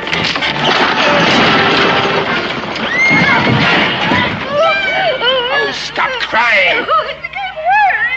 You're not hurt, but somebody's going to be. This is that Boone brat's doing. Oh, I'm going to give him the thrashing of his life. And you too! You too! You think that you can outsmart Thaddeus Morton and get away with it, do you? Oh, you cursed little pumps! Wait till I get my hands on you. All right, come up here, all of you. Come on up here. Boone! Boone, where are you? Come up here.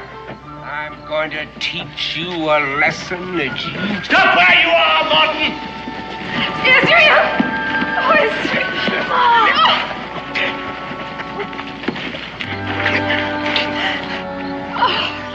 Hi, Ma. These are my friends.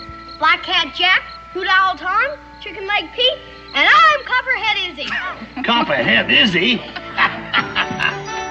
Come on in there.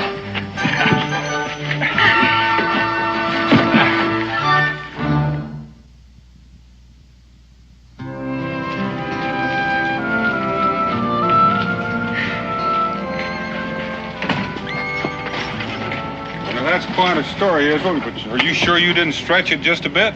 Honest, Pa, that's a whole plain truth. You can ask Ma or Uncle Brian. It's true, as impossible as it may seem. Yes, I'll vouch for the story. And thanks to your son, my grandnephew, I am now trustee of a home for boys. Well, Uncle Brian, it's just my guess that that's going to keep you busy for quite a while. No doubt. But it has its rewards. You see, Daniel, I never realized till now what an empty life I've led. And I can thank Israel for that, too. You don't have to thank me, Uncle Brian. The way was lots of fun. I think we can do without that kind of fun. Well, it looks like we're on time. Confound it, what's happened to my watch again? Here it is, Uncle Brian. Well, how? It's what Black Cat calls the sympathy method. Uncle Brian, you're just gonna have to be more careful, or somebody's gonna take it from you.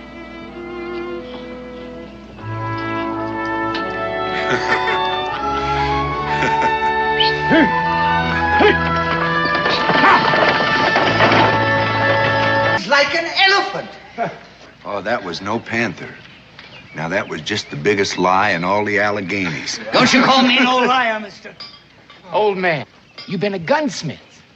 You've been a shopkeeper back in Pennsylvania all your born days. You never hunted nothing but customers. Before that, I'm talking about before that, when I was young like you. I was a surefire hunter. And I tell you that I trailed that panther right over the Alleghenies. I remember that I started on a Tuesday, and I trailed him right through a Thursday. You old men sure are something. Or you'll make up anything to prove you still got vinegar in your veins. I don't make nothing up. I know the woods like the back of my hands. I can trail, I can hunt, and I can fight as good as any of you dumb yearlings. I tell you, I climbed the Alleghenies, I crossed the Ohio, and I got that panther right by the Susquehanna. The where? The Susquehanna. The Susquehanna! What are you, deaf or something? And what's more, I put a rifle ball through that cat's eyes at 100 yards. Oh, now. You crossed the Ohio, then the Susquehanna. Huh? Did you hear that? What are you, crazy loons? What are you laughing at? You can't cross the Ohio and then the Susquehanna. It's the other way around. You don't even know the country you're making up tales about. Now listen, I want some respect, you hear? Oh, yeah. I want some respect from you. Well, then don't tell lies, old man. I ain't a liar and I ain't an old man. I'm going to prove both of them points. Come on, finish this off. I'll take one of you, two of you. Doesn't matter which. Come on, get going, you serpent. Let him go. Daniel Boone, I'm on your side. Let me down. Put me down, will you? Alex, don't pay any attention to him.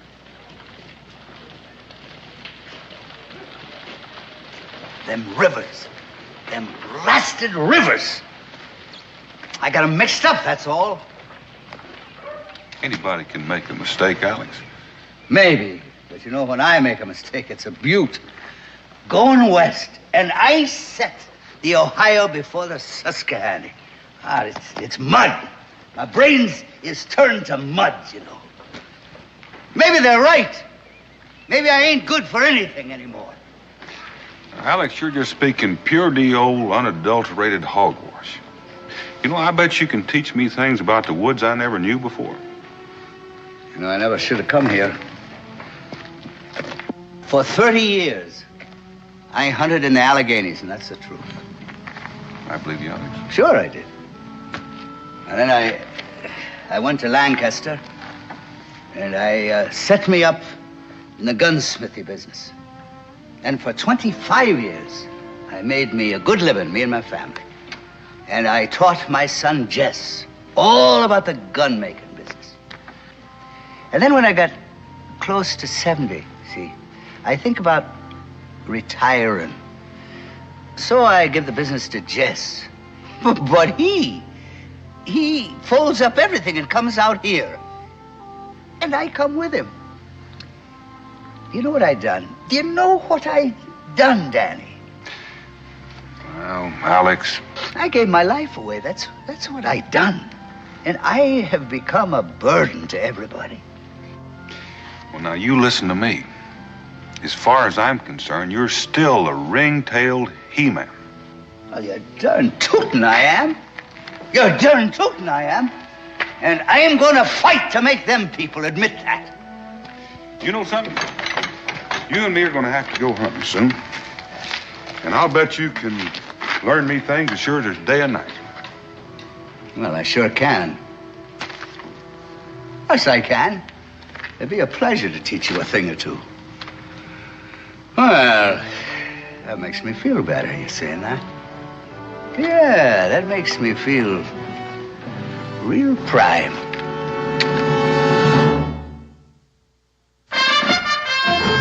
Daniel Boone was a man, yes, a big man, with an eye like an eagle and as tall as a mountain was he. Daniel Boone was a man, yes, a big man.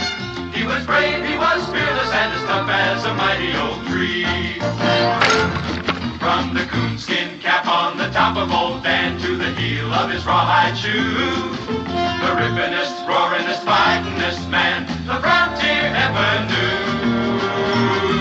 Daniel Boone was a man, yes, a big man, and he fought for America to make all Americans free. What a Boone wanted to do and what a dream come true was he.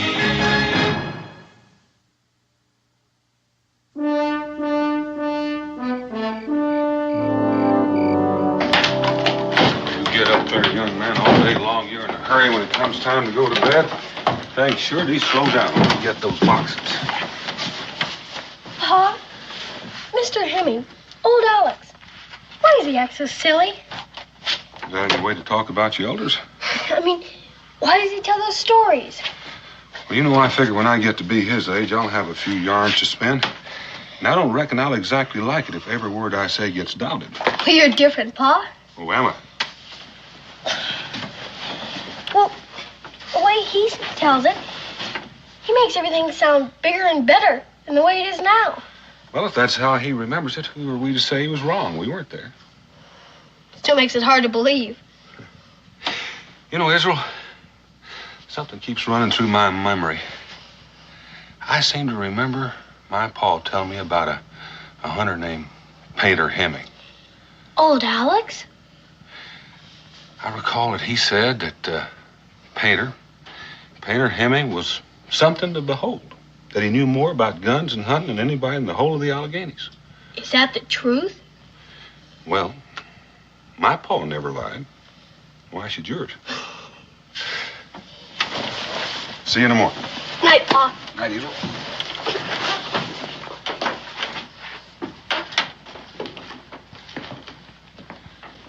You know, Becky, it's a terrible thing. It sure is. You know, man leads a full life. He's a great hunter, runs a business, raises a family, supports his kids, puts in a full working day every day of his life.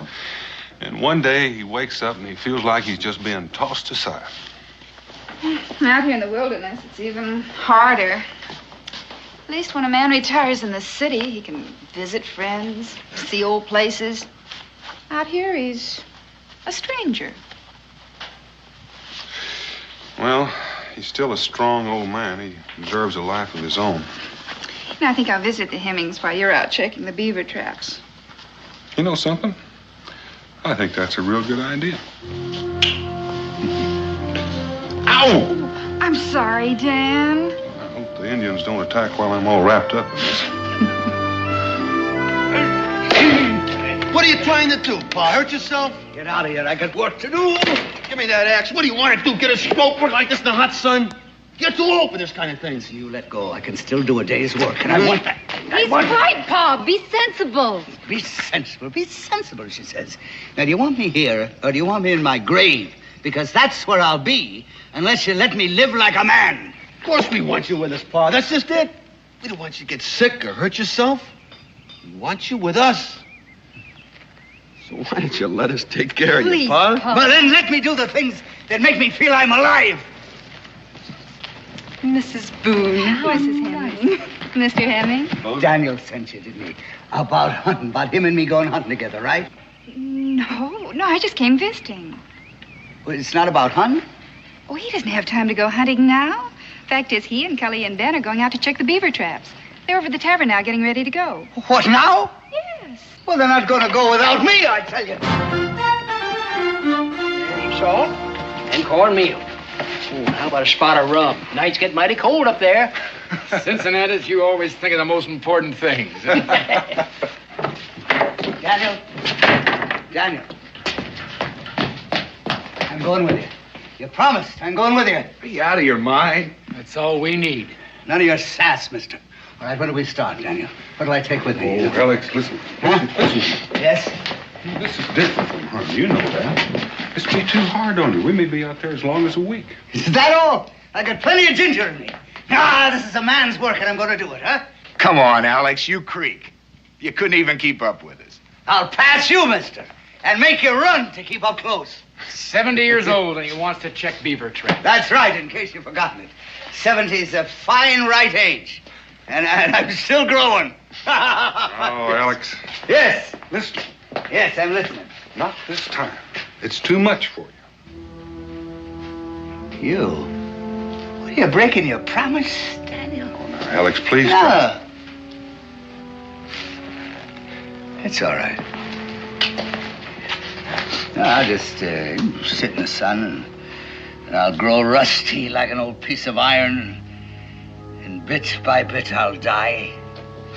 I give it up, you know. Trying to live a life of my own. I give it up. I'll just start walking to my grave. Alex, go get your rifle. You're coming along with us. He was only fooling me. He was only fooling me. Ah, no more, Daniel. I knew he was only fooling. He was only kidding, you know, all the time. I'll be right with you now. Now, don't go. I'll be right back.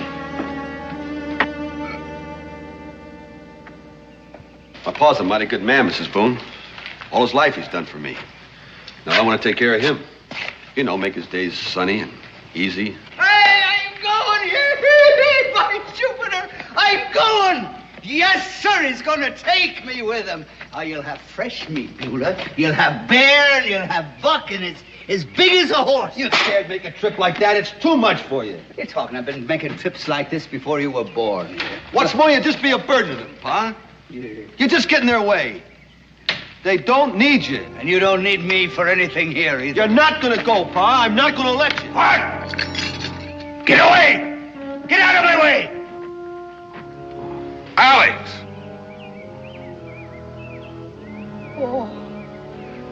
Oh, son. Just look what you brought me to.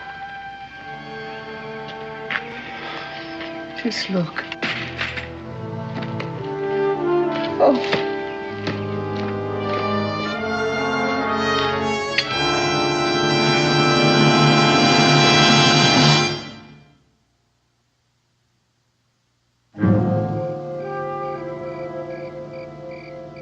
Down in the willow garden, where me and my love did meet, there we sat a-courtin', my love dropped off to sleep. That's real sweet singing. I hope them beavers like it. And the Shawnees.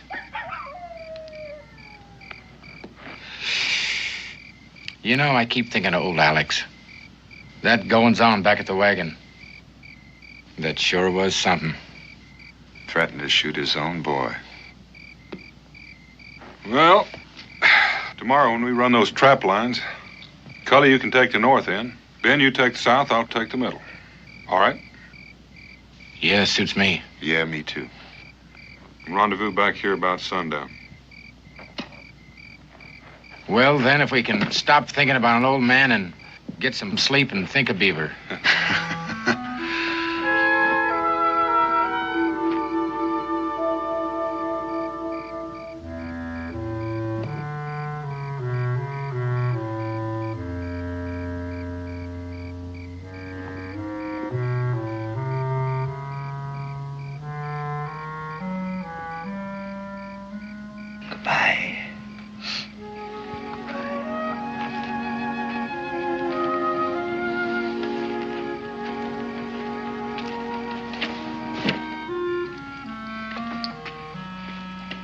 Come on, fellas. Gonna find ourselves a life we can live.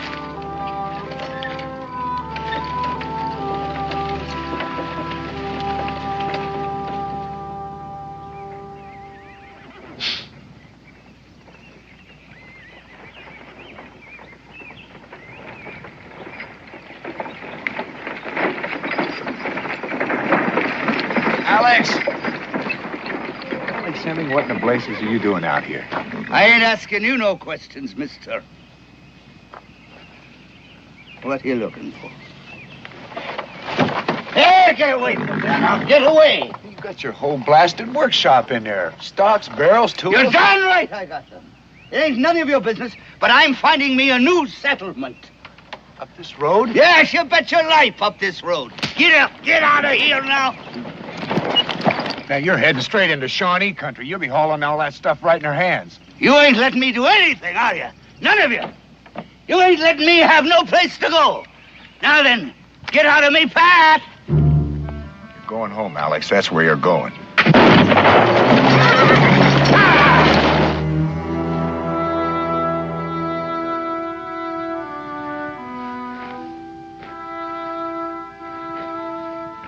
Cully should have been back by now. Well, maybe his traps are full. Yeah. Take more time. Yeah, maybe. Daniel. Ben! Daniel. He shot at me. Oh, Alex, he shot me out there. He done it. He just shot me. You're mighty lucky. He just creased you. He's running away. Got that wagon load of rifle parts and he's heading straight into Shawnee country. He's what? He said he's looking for a new life, and bang, he shot me. I've been out there for hours. You think you'll be up to traveling? Look, I'll be all right. Just give me a little bit. I reckon this is the end of running trap lines. We're gonna go after old Alex and that wagon before the Shawnee collect them both. We'll have to split up. What for? Well, there's no telling where he's left the trail. We'll scatter till one of us pick it up. And when one of us does? Well, we'll try to convince him his best place is at home. Listen, you ever try arguing with a lightning storm? Nope, but this time we're gonna try. Ben, why don't you hide our gear in that old stump over there? I'll take care of his wound. Right. Let go of them horses, you lamb bangers! What you doing? Let me alone, will you? You stop that now, you stop it, will you? Cowards! You heathens, you're gonna regret this the rest of your lives, I'm telling you. I'm telling you. Get away from that wagon! These are yours, old man? Sure they're mine, you bear-greased fool. They're my stock. They're my business. You can put these together? Of course I can. I've been doing it for more than 20 years. Now all of that is mine, and nobody gets a scrap of it. You'll have to fight me first.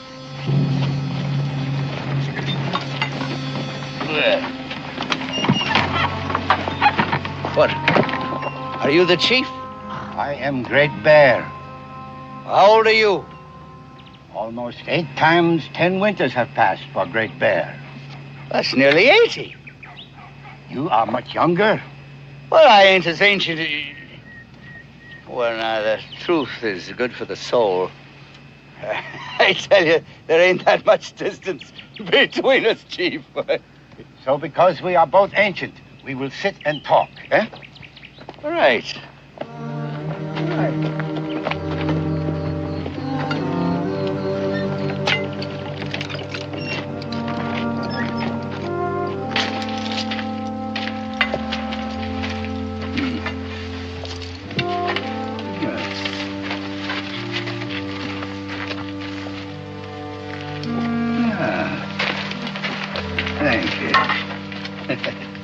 Well, your young people show respect here, don't they? It is natural. Among us, the fathers are honored. You ain't never been to Boonesboro, I tell you. You have come from Fort Boonesboro? Come. I left. And why? An old man ain't honored there at all, at all. He is like a dog left to go wandering on the edge of the camp, eh? That's right, exactly.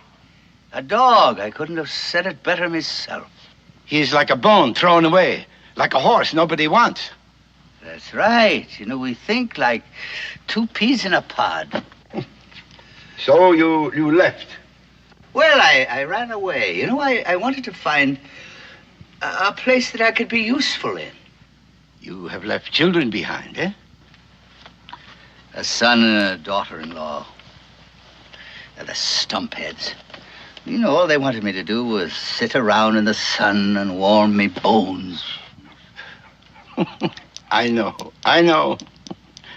Among the palefaces, they do not understand. There is much wisdom with the old, much to be learned from them.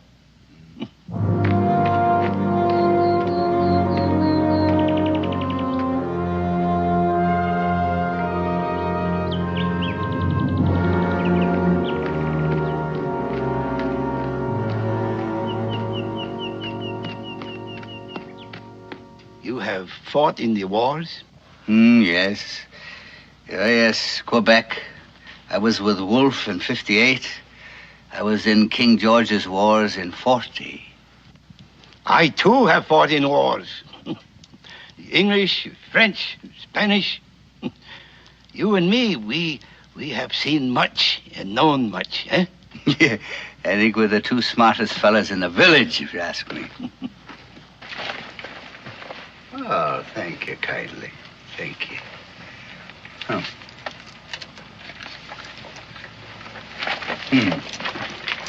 Old man, among us, white hair is highly honored. We are leaders and chiefs because we are old. You may stay with us, old man. Stay with you? Live with us. Here you will be honored. Here you will get much attention. You will have position. You will work among us and be highly prized. Work? You will put the guns together for us. You will be sacred and valuable as a great chief. And you will be much respected. That is so. Well, why not? You know, I'd be listened to at least, wouldn't I? And I mean, I'd be useful in the world again. And I could say the things that I've learned and people could learn from me. Then you will stay? Yes, of course I'll stay. Of course I'll stay. I mean, from now on, I will live and work among the Shawnees. Brother!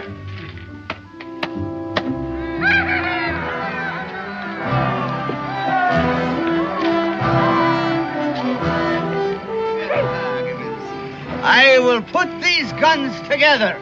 I will work for you and with you.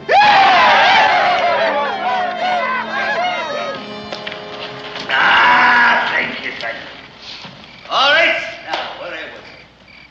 Now, first, I swum the Susquehanna, and then I swum the Ohio.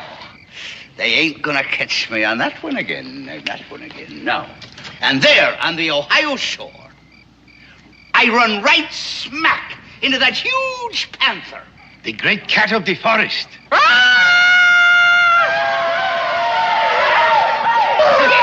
it! Now, that's exactly like he sounded. All right. He turned. He saw me.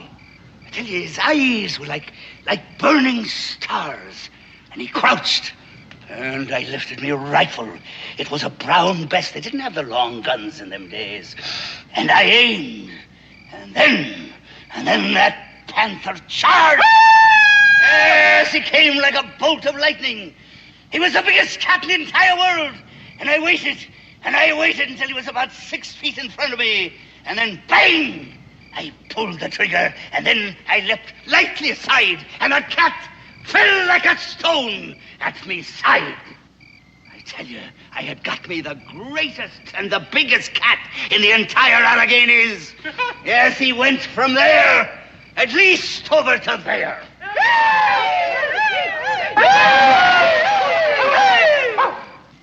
The Earth Spirit has sent us a great hunter, the feather. And now, to our brother, we give the hunter's feather. We honor the skill and courage of a great hunter. Our new brother is now a warrior. Well, thank you kindly. You will teach us, huh? How to hunt the panther your way. Of course I will.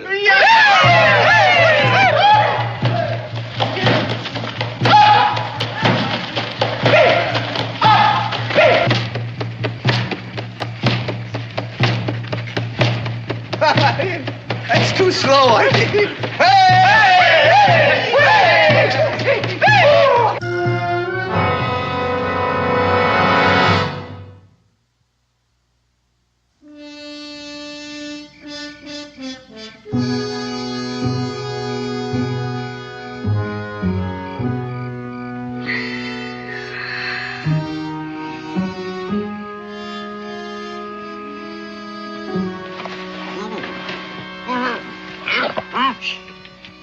Daniel Boone, keep it quiet.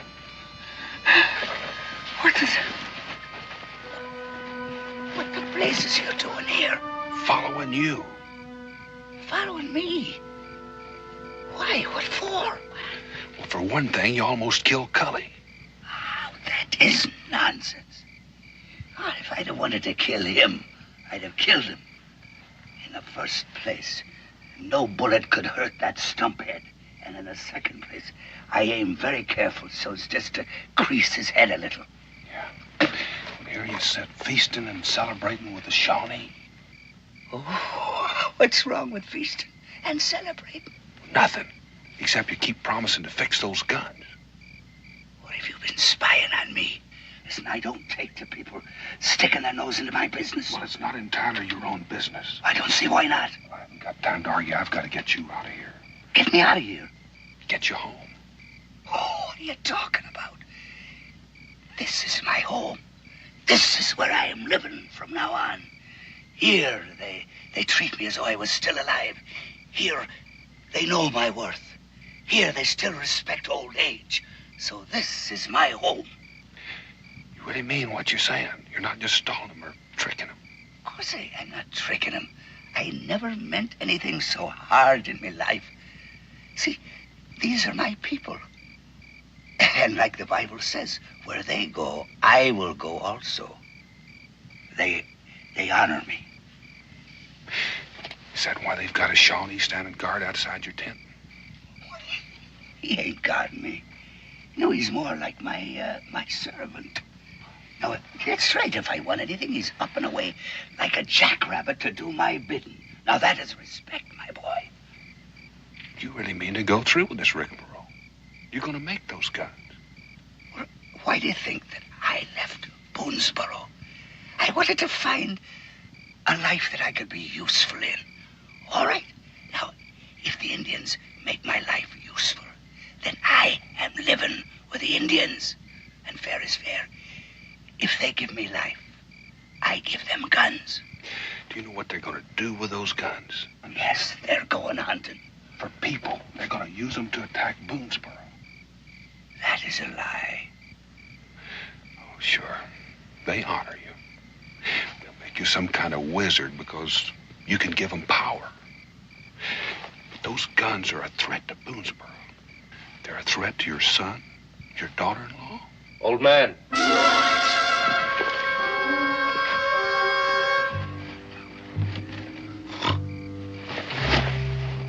Old man, you call? What's that? I hear voices. Oh, no, that must have been me. I'm sorry, son. I think I was just sleep talking. It's a habit I got, you know. Now go away and leave me be. I want to go back to me snoozing. I want to finish a little dream I was having.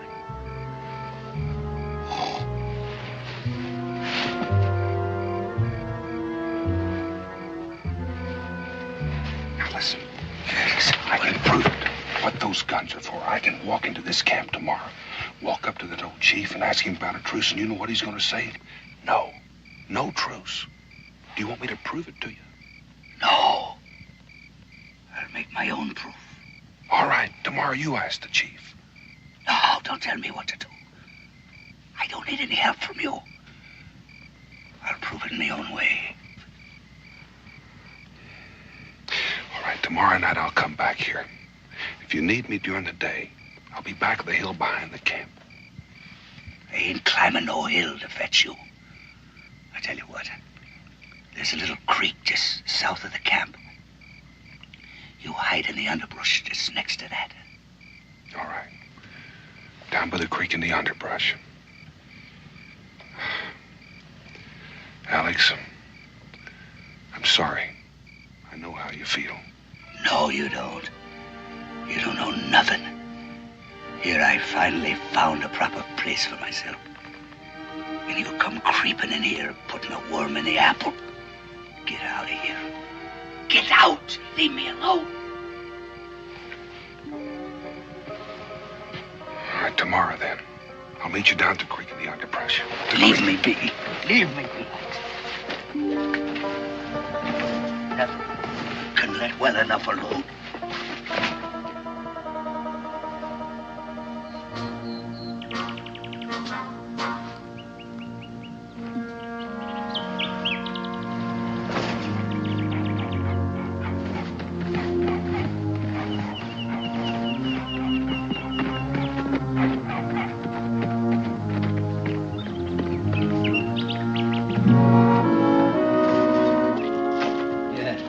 Good morning, my brother.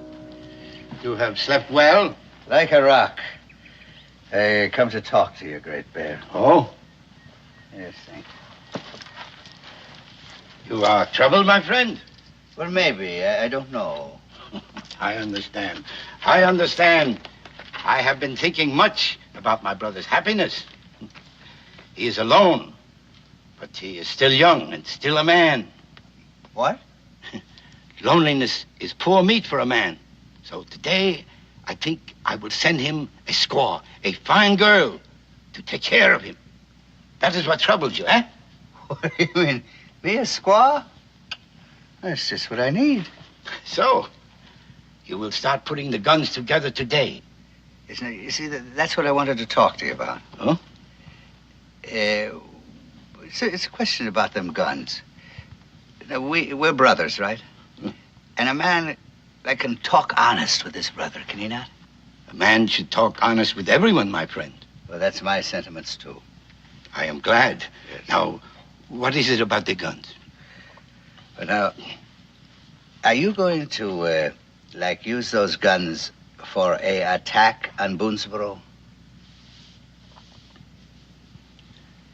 It is the young warriors who want the guns put together. And for Boonesboro. But it is not hard to understand. Do they not take our food from us? The deer and the bear? Do they not take our land from us? Oh, yes. Do they not come as strangers and drive us out? Yes. Then they are the enemies of your Shawnee brothers, are they not? Yes. And they are your enemies, too. They laugh at you They make you feel as if you are nothing. They have driven you toward your grave. Is that not true? Oh, yes, that is. So, if we use the guns against them, what difference should that make to you? None. Not at all. None at all. Good. Then we are still brothers. And today I shall send you a fine squaw. Thank you kindly. Great Bear, thank you kindly.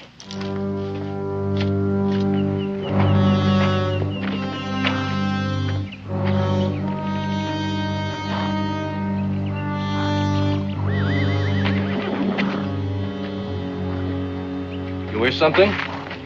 What? Does the honored one wish something? I wish to be alone. I'm thinking. Can't a man think in peace? You have decided? What? You have been thinking. You have decided. Now, what can Two Feathers do? Nothing, blasted, nothing.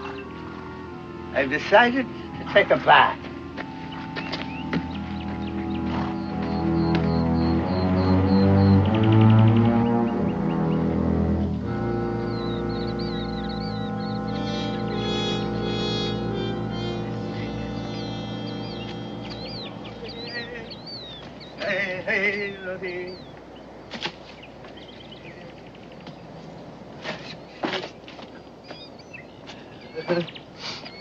Don't move. Don't move. I got the chief's son within spitting distance of me tail there. Ooh. Well, you were right about the guns. They want me to start putting them together right now. Gotta get you out of here. Me and my wagon, huh? Well, we don't need your wagon. Without you, they can't do anything with those guns. You mean leave me wagon? Listen, Alex, it'll take a miracle to get you out, let alone that wagon. Well, then we'll have to make the miracle. That wagon is my business, my stock in trade. You know? I can't. I ain't gonna leave it. All right. It's not gonna be easy. Meanwhile, you better start working on those guns so they won't get suspicious. Well, maybe. Sam, do anything to the mechanism just so they won't fire. What do you mean? What do you mean, ruin my merchandise, damage it? Alex, this is no time to consider profit and loss. My family and yours are in danger. Now, you look, Daniel. If ever I am going to start me a new life someplace else, well, I need my stock and trade. I'm going to get my equipment and my wagon out of here intact. All right. I'll come to your teepee tonight and see what we can work out. Well, I would advise that. You see, the chief is presenting me with a squaw tonight. What? Well, so you just hide here in the rocks, and I'll find you, you know, and you take my orders, and I'll get my wagon out of here, all right? And what are your orders? Well, I ain't thought of them yet. When I do, I'll let you know. Well, that's all the washing I can do for the moment, with all that I got in me mind. Da-da-dee, da-dee, da-dee, da-dee, da-dee, da-dee.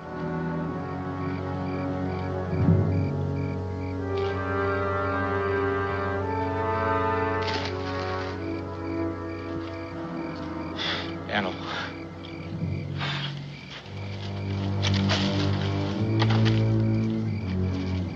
Where's Alex? Commander-in-Chief. Right up there in his teepee. Commander in what? I'm just down here waiting for his orders.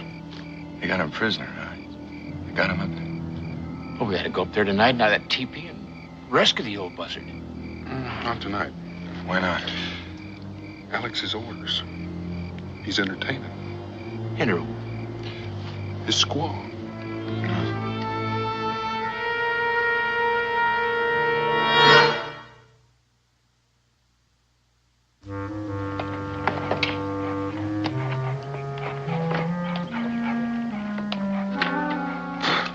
Orders. Can you beat that? we have to wait for orders. Oh, on account of that wagon. Yeah, that wagon's his life. It's one thing that makes him feel independent. Independence for him and more scalps out of Boonesboro. Well, whatever it is, it's happening now.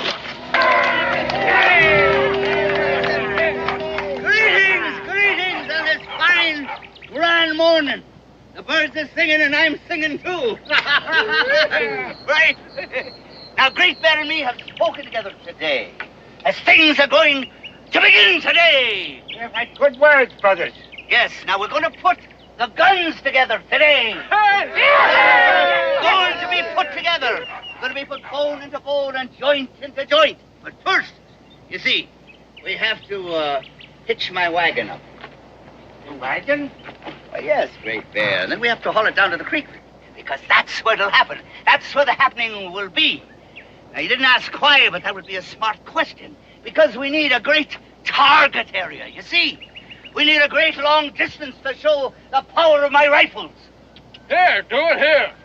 What do you mean, maybe hit somebody or go through a teepee and hit a poor little papoose? No, this is a living area. It's not a target area. Am I not right? He is right. Harness up the wagon. Whatever he's got in mind, he's sure something. Well, I wish I knew what he had in mind. Well, I've got an idea that soon we're going to get some orders.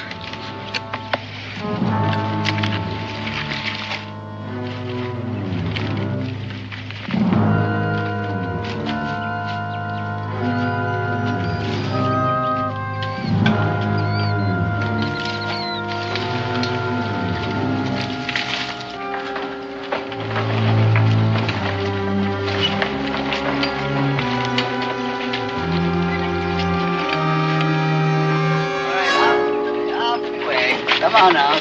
Give me room. I will show you how to put a rifle together. See, watch carefully. Watch the hands of an old-timer, because there's magic still in these old hands.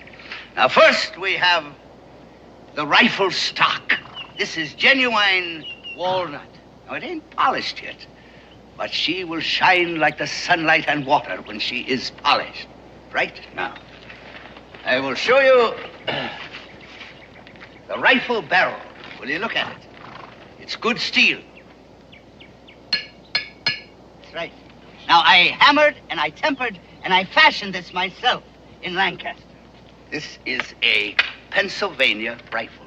You'll notice the long barrel and the short stock. Now, that is the finest weapon in the wilderness.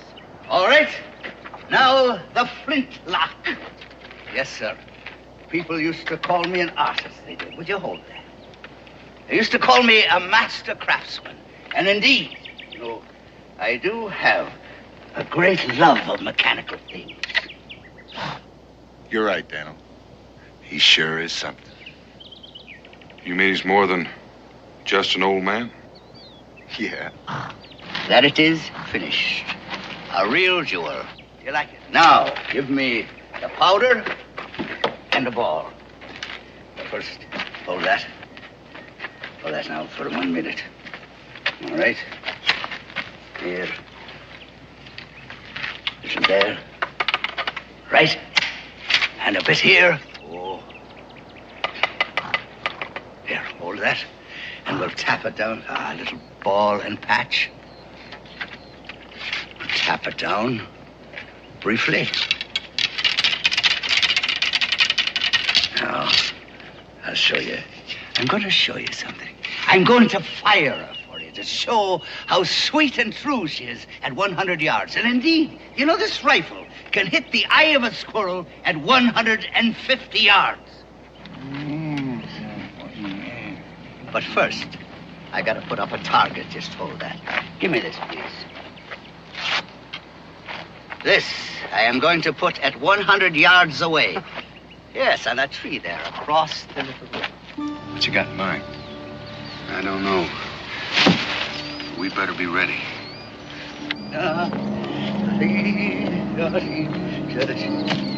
Oh, you got company. Well, it might help. Just do as you're told.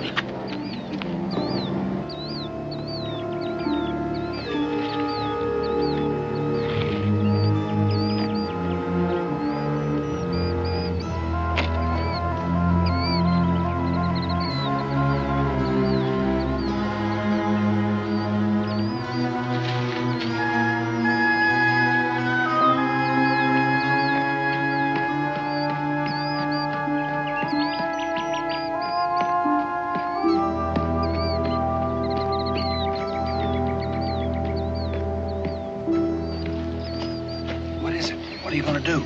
I got a little surprise for them. I've been up all night making guns. What guns? I don't see any guns. Listen, all we can do is what he says. Follow orders. Of which there hasn't been one. Now, brothers, watch. Straight and true. Yes, sir, an old man is going to show you how he can still be steady and clear-eyed, even at 70. You watch. Oh, he can shoot. Seems like it's not the only thing he can do. A rifle like this, my brothers, is easy, it's quick to reload. And she still fires as good, and she stays accurate. Yes, sir. There ain't nothing like the Pennsylvania long gun. It is the finest weapon in the world, you know that. And it's as slick as grease. And it fires just as good at 100 yards, as easy as it can hit one at 6 inches. All right! Go ahead! Fire, you knuckleheads! Over their heads.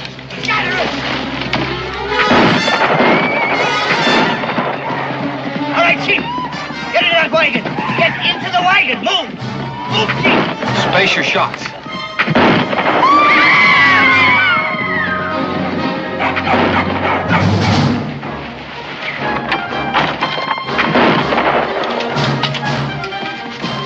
Crazy if he thinks we can pull him off here. Keep back, my brothers. Keep back, I warn you. Look at that. Look, did you ever see anything like that? All right.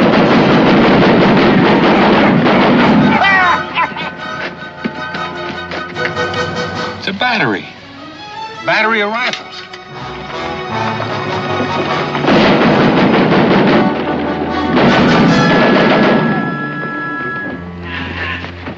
What are you doing, Pa? What is all this?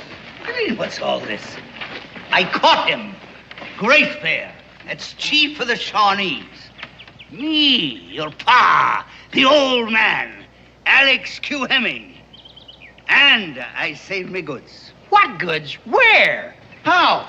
With this. And with these. Well, you great hero hunters. Did you ever bring back a catch like this, did you? And you still think I'm a windbag, do you? Well, answer me, will you? Answer me, you sawed-off stumps. Answer me! Who the devil cares about answering you? I got a score to settle with that Shawnee. That's a fact. He murdered my cousin. They burned my cabin and raided I my say home. let's lynch. Get back! Stand back! The first man that puts a hand on him will get a lead ball. You ain't learned a thing, have you? No respect for an old man. Alex! Oh, good man. You sure obeyed orders. Orders? I'll give you some orders. Alex, you sure messed things up. We got to get him back to his people and right away. I don't know what you're talking about. Why? Because if we don't get him back, they're going to attack us and we're going to be at war with their chief. You don't know what you're talking about. There ain't going to be a war. There's going to be a truce. A truce with the Shawnee? Anyway, what do you think I can't see further than the enemy knows? What do you think we was doing all the time we was riding here? We was talking. Yes, that's it. And me and Great Bear, we agreed. Agreed to what? The truce, man. A truce. We've both been living a long time, and we learned a lot. And we learned that there's no sense in a war. So we made a pact. And we're going to have peace. What my brother says is true. There will be no war. And this one, he's a very brave and wise old man. My God, I'll fix you. Son of a gun, Alex. All right. Thank you. Yes, and I could use a little nip, you know. My Blue Thunder, huh?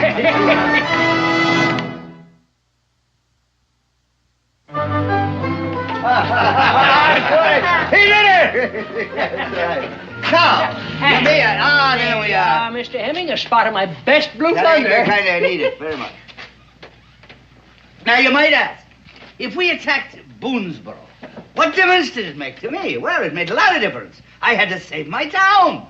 Did I not? So, that night, I got this plan working.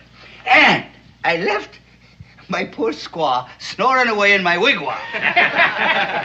And then I crept out, you know, and I climbed that wagon, and I started to put them guns together. I was as silent as a mouse. Then when I had finished, you see, well, I covered the whole thing with a tarpaulin so that nobody be the wiser. Now that was my master plan. How about that now? Of course, that's a delightful story. But I'd like to now tell you another one. I'd like to tell you a story about a panther. You mean the biggest panther in all the Alleghenies? The one you killed when you were a young man. That's right. You see, there he was, on the banks of the Ohio. He'd stopped for a drink.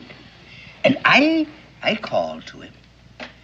And he turned to me, and bang! I put a rifle ball through his eyes at 100 yards. 100 yards. Yes, sir. That panther knew who done him in. Alex Q. Hemming. That is who. Oh, we believe you. Hmm? Don't we, Dan? What we've seen today, right.